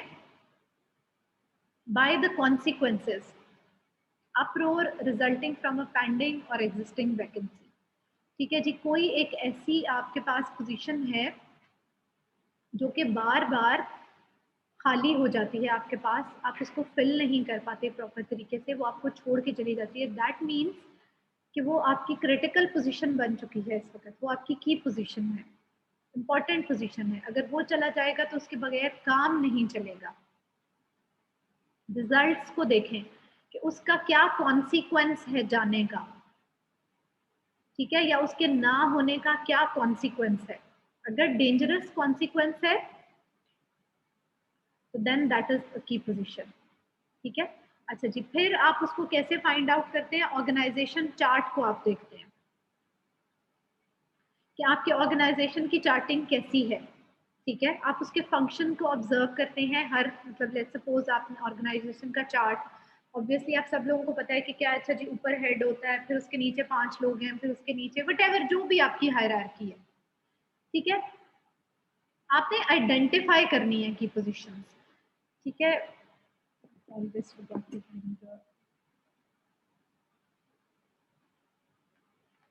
व्हाइट बोर्ड नजर आ रहा है आप लोगों को पीछे?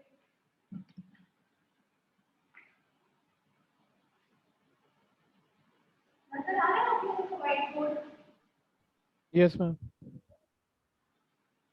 इतना बड़ा वाला लिखा हुआ नंबर आएगा या नहीं? तो मैं इसको थोड़ा बोर्ड मार्कर में नोट करती हूं।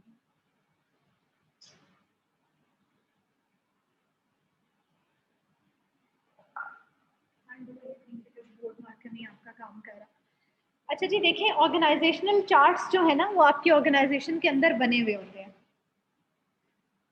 उन चार्ट्स पे जाके आप उनके फंक्शंस देखें, ठीक है, और आप देखें कि कौन सा बंदा क्या काम कर रहा है, ठीक है। उस ईच फंक्शन का आप काम देखें कि वो क्या काम कर रहा है।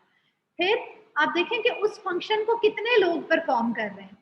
वो जो एक फंक्शन है, उस एक फंक्शन को कौन, सिर्फ एक ही बंदा तो नहीं है जो किसी एक फंक्शन को परफॉर्म कर रहा है और उसके अलावा कोई कर नहीं सकता, ठीक है।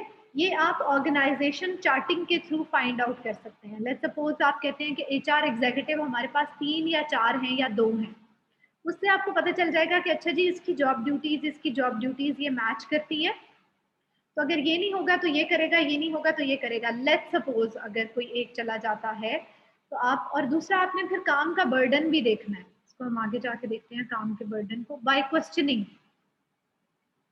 आप सवाल करके पूछें। किससे सवाल करें? सीनियर एग्जीक्यूटिव से पूछें कि क्या उनको अपने एरियाज ऑफ रिस्पॉन्सिबिलिटी में कुछ ऐसा फील होता है जो उन्होंने आगे किसी को ट्रांसफर करना है या किसी को बताना है, या इम्पोर्टेंट है, या वेकेंट हो जाए तो प्रॉब्लम हो जाएगी। ये हम की पोजीशंस को आइडेंटिफाई करने का तरीका बता रहे हैं आपको, ठीक है। आपने खुद से तो नहीं कह देना ना कि अच्छा जी ये वाली पोजीशन की पोजीशन है, ये की पोजीशन है, ये नहीं। प्रॉपर आइडेंटिफाई करें की पोजीशन को ऑर्गेनाइजेशन के अंदर, ठीक है। फिर आप हिस्टोरिकल एविडेंस देखें कि जब ये बंदा छोड़ के गया था ना, हमारी कंपनी बहुत डिस्टर्ब हुई थी, इसलिए हम इस बंदे का रिस्क नहीं ले सकते, ठीक है जी। क्लियर है ये सबको? अगर इसके अंदर कोई इशू है तो आप पूछ सकते हैं।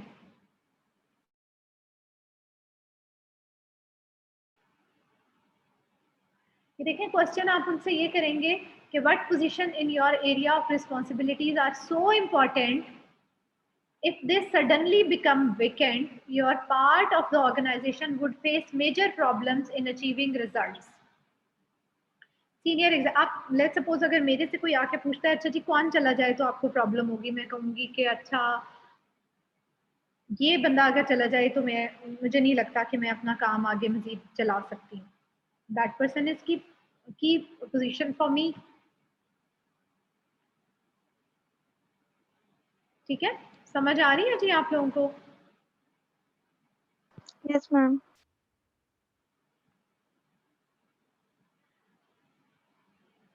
अच्छा जी, फिर उसके बाद कहते हैं कि नेटवर्क चार्टिंग। अच्छा, पहले हमने जो स्टडी किया था वो था ऑर्गेनाइजेशन चार्टिंग। ऑर्गेनाइजेशन चार्टिंग में आप फंक्शंस सबके आइडेंटिफाई करते हैं, जो कि मैं आपको पीछे बनाना चाह रही थी लेकिन बोर्ड मार्कर ने साथ नहीं दिया थोड़ा।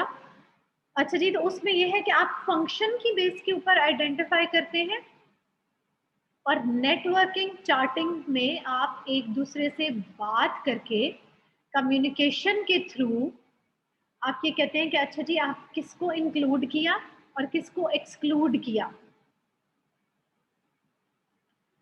समझ आ रही है नेटवर्क चार्टिंग की? उसमें तो हम फंक्शन की बेस पे हम खुद से कर रहे हैं ना।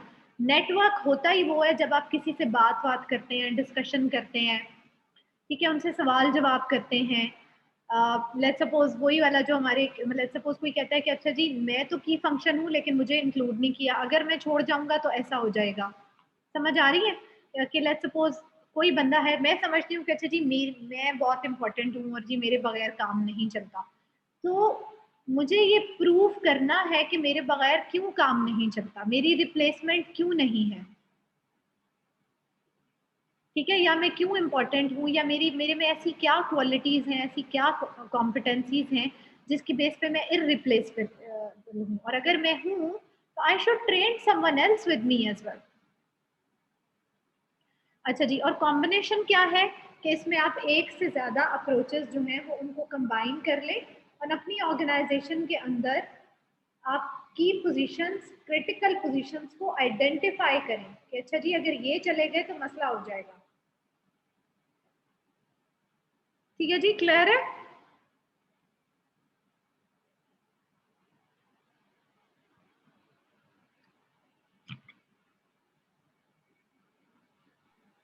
यस मैम, क्लियर है।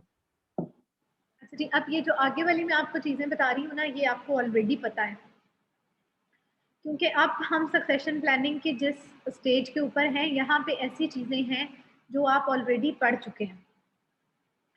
अब वर्क रिक्वायरमेंट की पोजीशन में आपने कैसे फाइंड आउट करनी है, आप सबको पता है कि जॉब एंड टास्क एनालिसिस की वजह से आप वर्क रिक्वायरमेंट्स को आइडेंटिफाई करते हैं, ठीक है। अब आप सब लोगों को पता है कि जॉब एनालिसिस के अंदर क्या होता है, टास्क एनालिसिस के अंदर क्या होता है। जॉब एनालिसिस और टास्क एनालिसिस एक दूसरे से डिफरेंट कैसे है, ये आप इसमें डिफरेंशिएट करके बता सकते हैं? वैसे तो आपके सामने लिखा हुआ है। रेशम आप बताएं जरा। Yes ma'am. मैम बेसिकली जो आपका जॉब एनालिसिस होता है वो आपकी आउटलाइन होती है, एक्टिविटीज, रिस्पॉन्सिबिलिटीज और जो आपके फंक्शंस होते हैं जॉब के। ओवरऑल आपने अपनी जॉब के अंदर जो काम करना होता है वो जॉब एनालिसिस में आता है, ठीक है? ओके, सही बता रही हैं आप, मैं ये नहीं कह रही कि आपने गलत बताया। अब उसके साथ जी टास्क एनालिसिस क्या होता है? मैम टास्क एनालिसिस वो होता है जो आपने बेसिकली क्या कहते हैं मैम, मुझे ना जो माइनर सा इसमें डिफरेंस है ना उसमें मैं थोड़ी सी कंफ्यूज हूँ कि मैम हम जो जॉब एनालिसिस तो हम ओवरऑल देखते हैं ना, और टास्क वो होता है जो आपका, जो आपने कोई एक स्पेसिफिक टास्क परफॉर्म करना होता है, उसकी रिस्पॉन्सिबिलिटीज और एक्टिविटीज जो होती हैं। बिल्कुल ऐसा ही होता है। देखिए मैं आपको इसमें एग्जांपल देती हूँ। आप लोग सब मोटरवे पे, आई एम श्योर कि आप सब लोगों ने ट्रैवल किया हुआ है ना? Yes ma'am. अच्छा जी, जब आप मोटरवे पे ट्रैवल कर रहे होते हैं तो स्पेशली जब रश होता है बहुत ज़्यादा, टोल प्लाजा पे जब आपको काफ़ी रश नज़र आता है तो आपको फील होता है कोई एक लाइन फास्ट चल रही है और कोई एक स्लो जा रही है? यस मैम, होता है। वजह से आप अपनी साइड्स चेंज करते हैं और कभी एक गाड़ी, कभी अगले, आप कहते हैं अच्छा वो वाली फास्ट जा रही है तो मैं उसमें जाता हूँ या उसमें जाता हूँ। अब जॉब एनालिसिस क्या है उन वहाँ पे जो लोग बैठे हुए हैं उनका, कि जी उन्होंने वो तमाम गाड़ियों के नंबर एंटर करके स्लिप निकालनी है, पैसे लेने हैं और उसके बाद रिटर्न कर देने हैं। यही है ना उनका, कि उनको थोड़ा बहुत पढ़ना लिखना आना चाहिए, ये सारी ये उनका जॉब एनालिसिस अगर हम करें तो ये उनकी जॉब बनती है, छोटी सी जॉब है उनकी। Yes ma'am. आपने वहां पे बैठे हुए हैं आप, अगर एम टैग है गाड़ी आपकी या मैनुअली आप दे रहे हैं या जैसे भी है, अब उसमें टास्क एनालिसिस के अंदर अगर हम जाएंगे ना तो कोई एक बंदा है जो कि उस टास्क को स्पीडीली परफॉर्म कर रहा है उस वक्त स्पेसिफिकली, ओके ठीक है? मैम। अब ये उसका टास्क एनालिसिस आप कर रहे हैं कि वो जो एक स्पेसिफिक रिस्पॉन्सिबिलिटी, जो एक चीज जो सब कर रहे हैं उसमें से कोई एक बंदा उस टास्क को कैसे परफॉर्म कर रहा है, ऐसे ही आप मेजर करेंगे ना उसकी वर्क परफॉर्मेंस। Yes ma'am. ठीक है, जो गाड़ियां लेके जा रहे हैं उनको तो नहीं पता चल रहा, लेकिन जब आप चेक करेंगे तो किसी एक जगह से बहुत फास्टली, एक जगह से 10 गाड़ियां, एक बंदे ने 10 गाड़ियां निकाली, उसके साथ वाले ने 15 निकाली। अब इसमें ये भी देखना है कि हो सकता है कुछ एम टैग वाली गाड़ियां जो ऑटोमेटिकली निकल गई हैं, ठीक है? लेकिन अगर हम एम टैग वाले फैक्टर को साइड पे रख दें और हम ये देखें कि अच्छा जी ये बंदा, इसकी स्पीड इतनी ज्यादा है कि ये 15 कार्स को स्पीडली निकाल देता है जबकि उसके साथ वाला उससे स्लो है और उससे साथ वाला, तो आप समझ रही हैं कि जॉब एनालिसिस और टास्क एनालिसिस में क्या डिफरेंस है? जी मैम। जब आप जॉब एनालिसिस से थोड़ा बियॉन्ड जाते हैं और एक एक चीज आपकी जो ड्यूटी, आपका जो एसेंशियल फंक्शन, आप उसको देखते हैं कि उसमें आपकी सिर्फ स्पीड नहीं होती, ये तो मैंने एक एग्जांपल दी है ना स्पीड की। जी। समटाइम्स आपकी क्वालिटी मैटर करती है, समटाइम आपकी क्वांटिटी मैटर करती है, इस तरह की बहुत सी चीजें होती हैं। जॉब एनालिसिस एक ओवरऑल चीज होती है और टास्क एनालिसिस उसके अंदर की छोटी छोटी चीजें होती हैं। ओके। ठीक है जी, क्लियर है सबको? सिर्फ रेशम को नहीं बल्कि सबको, आप लोगों को ये चीज क्लियर होनी चाहिए। I might ask you what is the difference between job analysis and task analysis and you should know that. Excuse me ma'am. जी राहत। मैम ये जो टास्क एनालिसिस है इसमें हम ये टास्क को हम स्मॉल कंपोनेंट्स में इसमें डिवाइड कर सकते हैं, जैसे सब टास्क इसके मतलब बनाए जाए ताकि इफेक्टिवली काम किया जा सके। जी बिल्कुल, जॉब एनालिसिस के ही जो सब टास्क जो सब है ना वो टास्क एनालिसिस है जॉब एनालिसिस का। जी ठीक है जी। अच्छा जी, अब देखें ये आगे, ये ऑल्दो आपको एज एन एचआर स्टूडेंट ना ये चीज़ें मुझे एक्सप्लेन नहीं करनी चाहिए, ये आपको ऑलरेडी पता होनी चाहिए। देखिए वो कह रहे हैं the result of a job analysis is called job description and the result of a task analysis is called a task inventory.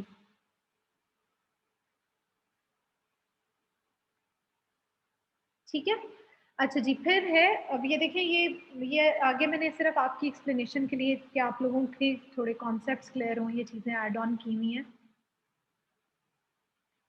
कि जॉब डिस्क्रिप्शन और पोजीशन डिस्क्रिप्शन में क्या डिफरेंस होता है। आप इसको रीड करें ज़रा प्लीज़।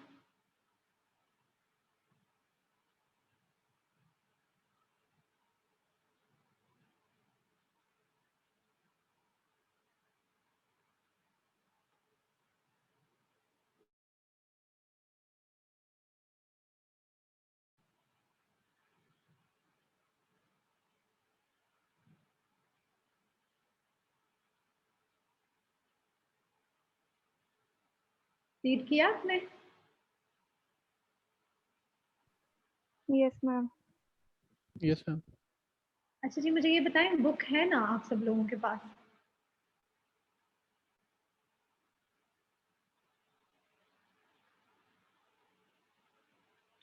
आप सब लोगों के पास बुक है? No ma'am. Yes ma'am. Yes ma'am. अच्छा, मैंने आपको ईमेल की हुई है ना सबको बुक, इसलिए पूछ रही हूँ।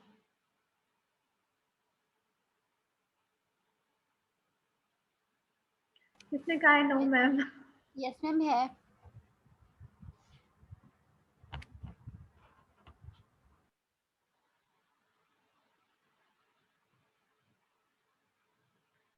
अच्छा जी, अब ये देखें, क्योंकि देखें अब आप प्रैक्टिकली स्क्रीन शेयर नजर आ रहा है जी सबको? ये जो मैंने बुक ओपन किया है सबको नजर आ रही है? यस मैम आ रही है। अच्छा जी। अब ये देखें, this is a worksheet for writing a की पोजीशन डिस्क्रिप्शन। ठीक है, कि आपने कैसे आइडेंटिफाई करना है कि ये बंदा हमारा की पोजीशन है और अगर ये चला जाएगा तो हमारे लिए प्रॉब्लम हो जाएगी। अब सबसे पहले बहुत इजी टाइटल लिखें उसका, फिर उसके बाद उसका सैलरी। आप लोगों को ये परफॉर्म करना आना चाहिए। जब आपसे कोई, देखिए फॉर एग्जांपल आप कंपनी में गए, आपने ज्वाइन किया, आपको कोई कह देता है कि की पोजीशंस आइडेंटिफाई करें, आपको करनी आनी चाहिए ना की पोजीशन आइडेंटिफाई।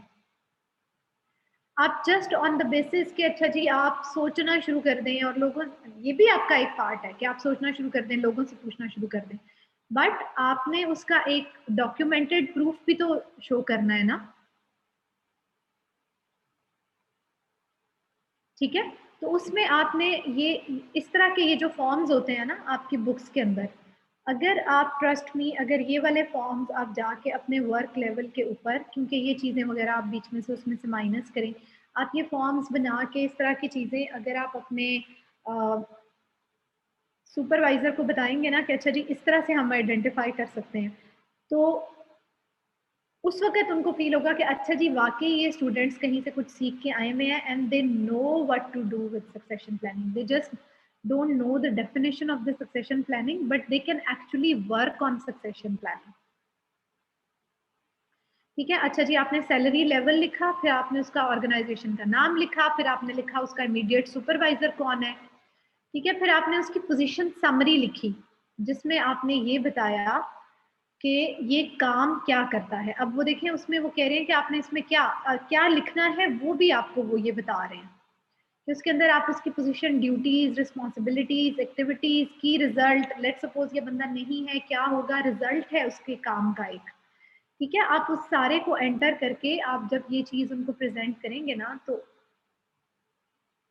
अच्छा जी, फिर ये देखें ये लिस्ट ऑफ पोजीशन करने के बाद an approximate percentage of the time devoted to each, यानी कि कितनी देर में ये बंदा कौन सा काम परफॉर्म करता है, ये आप बना के उसकी एक की पोजीशन डिस्क्रिप्शन जो है वो आप बना सकते हैं।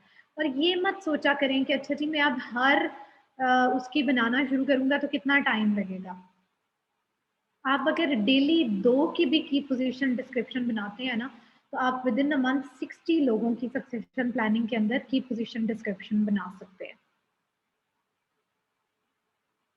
ठीक है, and so on and so on. ठीक है जी, देखा आप लोगों ने ये कि किसमें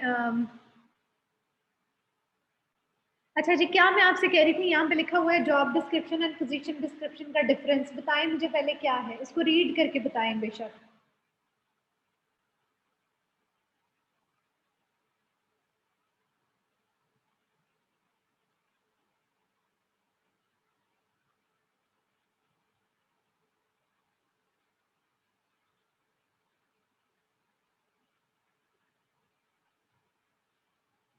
कि इज देयर एनीवन जो ये बता सके कि क्या जॉब डिस्क्रिप्शन और पोजीशन डिस्क्रिप्शन में क्या डिफरेंस है? मैम जॉब डिस्क्रिप्शन वो आप एक तरह की पूरी ऑर्गेनाइजेशन को लेके करते हैं कि डिफरेंट डिफरेंट डिपार्टमेंट्स में हर डिफरेंट लोगों का क्या क्या रोल्स हैं और उनको आप सेग्रीगेट कैसे कर सकते हैं। अब अगर पोजीशन में आप सिर्फ एक ही यूनिक एम्प्लॉय या एक इंडिविजुअल को लेके उसकी आगे से ब्रांचेस या वो क्या कुछ करता है वो सारी चीज़ें देखते हैं। देखिए जॉब डिस्क्रिप्शन आपकी एक दफा बन जाती है और वो सारे के सारे आपके एम्प्लॉयज के ऊपर एप्लीकेबल होती है, ऐसे ही है ना? ठीक है, लेकिन जो पोजीशन डिस्क्रिप्शन है ना वो आप खुद बनाते हैं from the point of succession planning कि ये बंदा क्या करता है। समझ आ रही है आपको मेरे पॉइंट की? अगर इसमें कोई इशू है तो we can discuss it even मोर।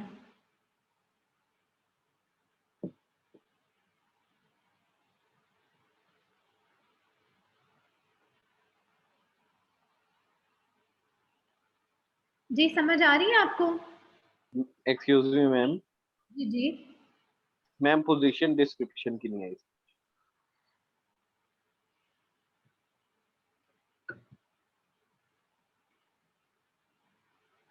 अच्छा जी, देखिए पोजीशन डिस्क्रिप्शन ऐसे है कि ऑल्दो मैं आपको इसको मैंने काफ़ी दफ़ा एक्सप्लेन भी किया है लेकिन मैं फिर बता देती हूँ। This is unique to one employ.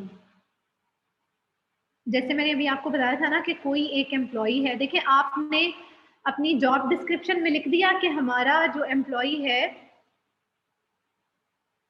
Let's suppose मैं एक एग्जांपल देती हूँ, आपने उसमें लिखा कि आप 9 o'clock रिपोर्टिंग टाइम है and 5 o'clock would be the time when he will leave. ठीक है, लेकिन आपके पास एक ऐसा एम्प्लॉई आ जाता है जो कि आपको आके कहता है, आपसे पर्सनली डिस्कस कर लेता है, 1 महीना 1.5 महीना बड़ी मुश्किल से टाइम पे आ जाता है, अच्छा परफॉर्म करता है, उसके बाद अपने मैनेजर से जाके बात करता है कि सर मैं ना 9 बजे नहीं आ सकता। अगर वो अच्छा परफॉर्म कर रहा है उसके बावजूद वो ये कहता है कि सर मेरा ना थोड़ा सा प्रॉब्लम है कि मेरा घर जो है, मैं आउट ऑफ सिटी से आता हूँ या वट जो भी मेरा प्रॉब्लम है, मैं इतने बजे आऊँगा और मैं इतने बजे, ये मैं आपको उसकी सिंपलेस्ट एग्जांपल बता रही हूँ। पोजीशन डिस्क्रिप्शन में ये चीज़ आपको समझाने के लिए बेसिकली बता रही हूँ। ठीक है, कि आप किसी एम्प्लॉय से रिलेटेड जब किसी स्पेसिफिक चीज़ को आइडेंटिफाई करते हैं तो वो उसकी यूनिकनेस के पॉइंट ऑफ व्यू से आप उसकी डिस्क्रिप्शन बता रहे होते हैं। जिस एग्जांपल में मैंने आपको मेमोरी की एग्जांपल दी कि किसी स्पेसिफिक जॉब से रिलेटेड किसी की मेमोरी होनी चाहिए, तो वो उसकी एक यूनिक एक उसकी पोजीशन डिस्क्रिप्शन है कि उसकी मेमोरी बहुत अच्छी है। मैम यहाँ पे ऐसे कह सकते हैं किसी पोजीशन की जो टास्क में वो एफिशिएंसी इसमें कि वो किस तरह से अपने टास्क को एफिशिएंटली परफॉर्म करता है। जी बिल्कुल कह सकते हैं। एफिशिएंसी आपकी मैम इसमें हम ये कह सकते हैं कि एम्प्लॉयज की को कॉम्पिटेंसी इसको डिस्कस करते हैं। को कॉम्पिटेंसीज को डिस्कस करते हैं आप पोजीशन डिस्क्रिप्शन में। Ma'am in that case according to this text job description जो है वो एक दफ़ा कंपनी बना देती है, उसके बाद पोजीशन डिस्क्रिप्शन जो है वो एवरी इंडिविजुअल के साथ भी आप चेंज कर सकते हैं और काफ़ी लोगों के बाद भी आप चेंज कर सकते हैं। बिल्कुल, आप लेट्स सपोज मैं ये कहती हूँ कि आप इसी बेस पे तो कॉम्पिटेंसी आइडेंटिफाई करेंगे ना।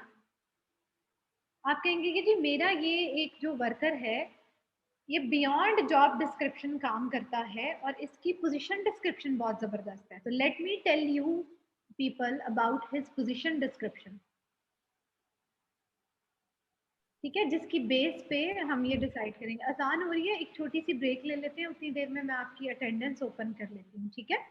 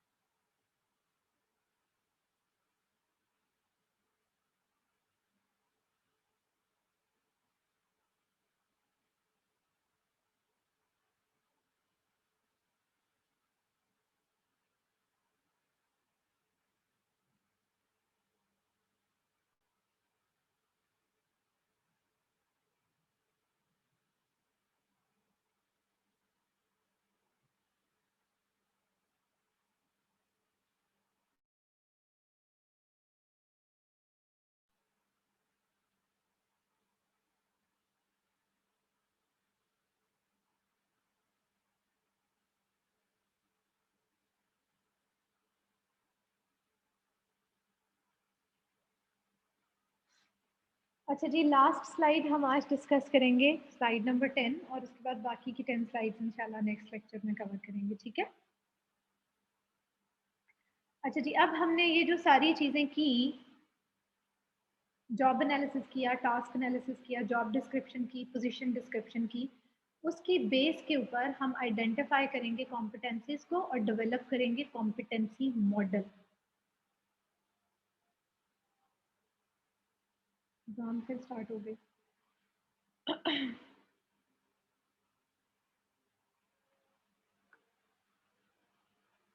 ओके जी, let's take a break for 5 minutes.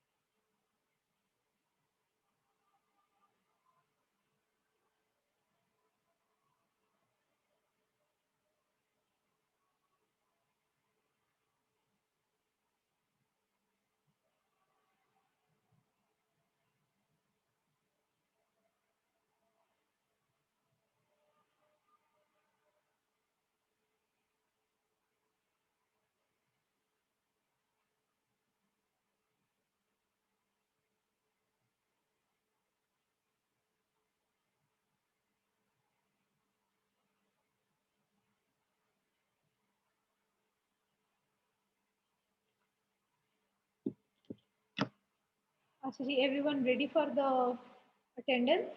Abdul Ghaffar, Present, ma'am.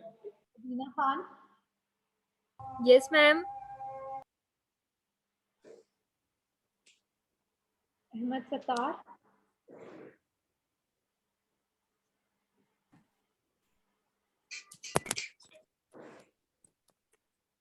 Ahmed Sattar absent है, Eman Afzal, present ma'am. Aqib Javed,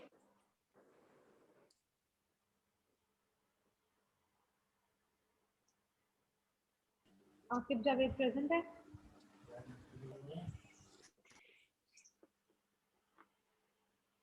Ramish Rais Ansari, ma'am वो क्लास में ही थी, उनका इंटरनेट अभी डिस्कनेक्ट हुआ है। Asim Munir, present ma'am. Ayesha Ashraf, present ma'am. hold on please, I'm so sorry, एक सेकंड प्लीज, ये तो आपकी लास्ट वाली ही जनरेट हुई है, क्रिएट नहीं हुआ लेक्चर, एक second please.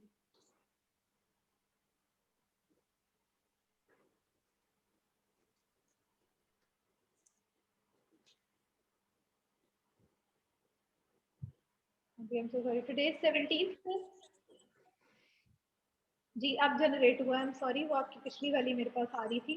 Abdul Ghaffar present, Dina Khan present, Sattar, Ahmed Sattar absent है, Eman Afzal, present ma'am.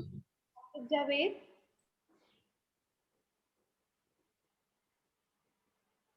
Absent है, आकिब जावेद एब्सेंट कर रही। अच्छा जी, मैम अहमद सितार प्रेजेंट है।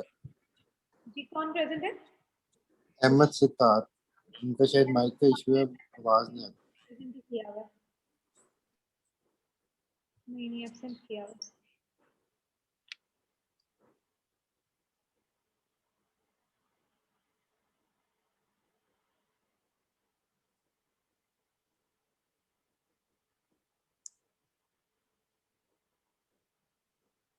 नजर तो नहीं आ रहे मुझे, अहमद सितार अपना रेज हैंड करें।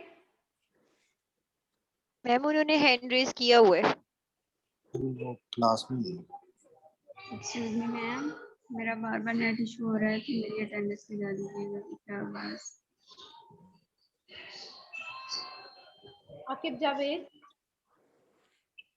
Yes present ma'am. फाइन। आपको उम्मीद भी प्रेजेंट है। Ayesha Ashraf, present ma'am. Ayesha Kulsoom, present ma'am, present. Ayesha Nazir, present ma'am. Ayesha Rashid, present ma'am. Dhanak Shakeel,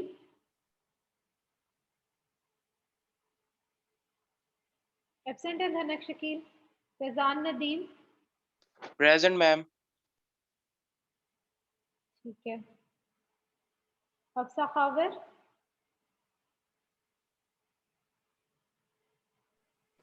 ma'am वो प्रेजेंट थी, लेकिन उनका नेट डिस्कनेक्ट हुआ है और उन्होंने आपको मैसेज भी कर दिया है। Hajra Batool, present ma'am. Mahmood, present ma'am. Hassan रजा,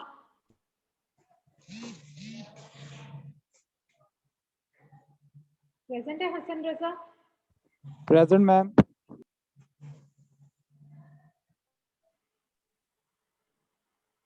yes ma'am.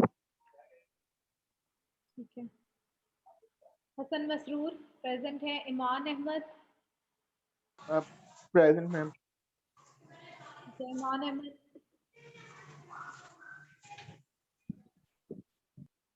Absent. Iqra Abbas,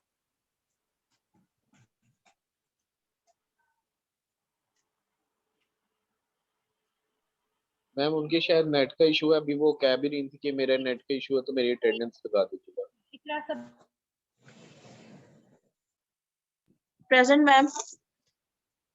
ठीक है जी। Kiran Yaqoob, present ma'am.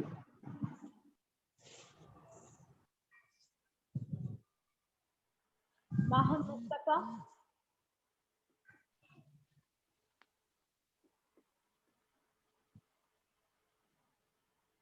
Present है माहम मुस्तफा, एब्सेंट मार्क करी हूँ। Mariyam Shahid, present ma'am. Momina Zaheer, present ma'am. Mudassir Ramzan, present ma'am. Mohammad Ali Bhatt, Present, ma'am. Mohammad Faiq Saleem,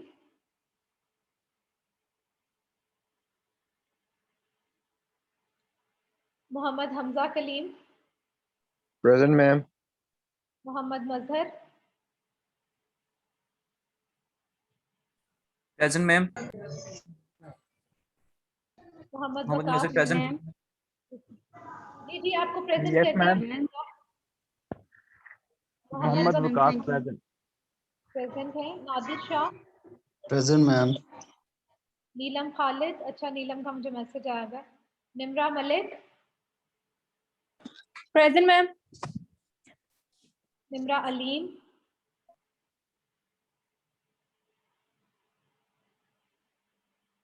Nimra Irshad, Yes, ma'am. Present. Rabia Irshad, yes ma'am present. Rafay Aftab, Present, ma'am. Rahat Mukhtar, present ma'am. Raheel Qureshi, Yes, ma'am. Rana Abdul Waheed, Yes, ma'am. Rana Abdul Wahid, Yes, ma'am. Present. Resham Jamshed, present ma'am. Shavez Khalid,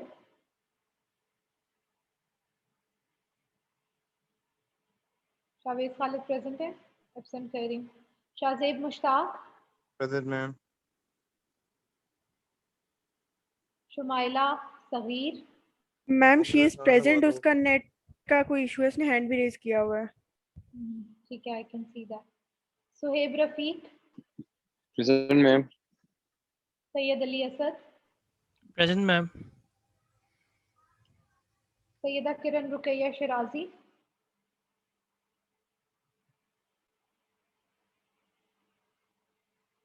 Taimur Rao, present ma'am. Tayyaba Asif, ma'am उसका net issue है और वो class पे present है वैसे। क्या race hand करें जरा। तैयबा आसिफ,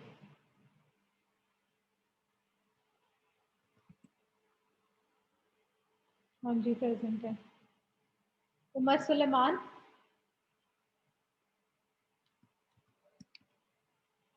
एब्सेंट है। Umar Tahir Khan, Yes, ma'am. Ursula Sharoon, present ma'am. Usma Munawwar,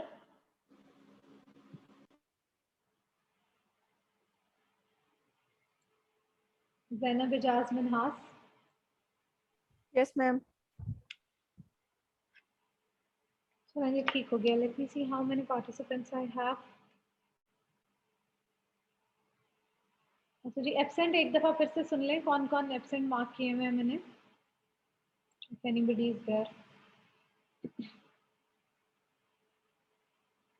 धनक शकील, ईमान अहमद, माहम मुस्तफ़ा, मोहम्मद फाइक सलीम,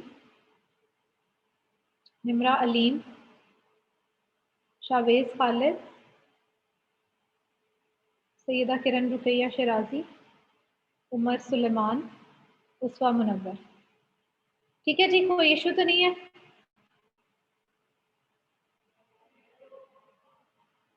नो मैम।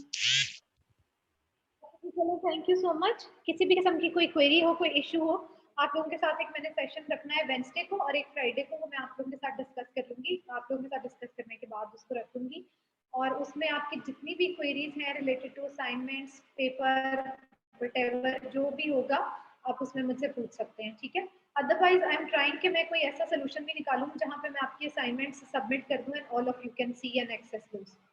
ठीक है, चलिए take good care of yourself. इंशाल्लाह will meet on next Monday now. ठीक है, I am ending the meeting. इंशाल्लाह मैम। अल्लाह हाफिज। अल्लाह हाफिज। अल्लाह हाफिज।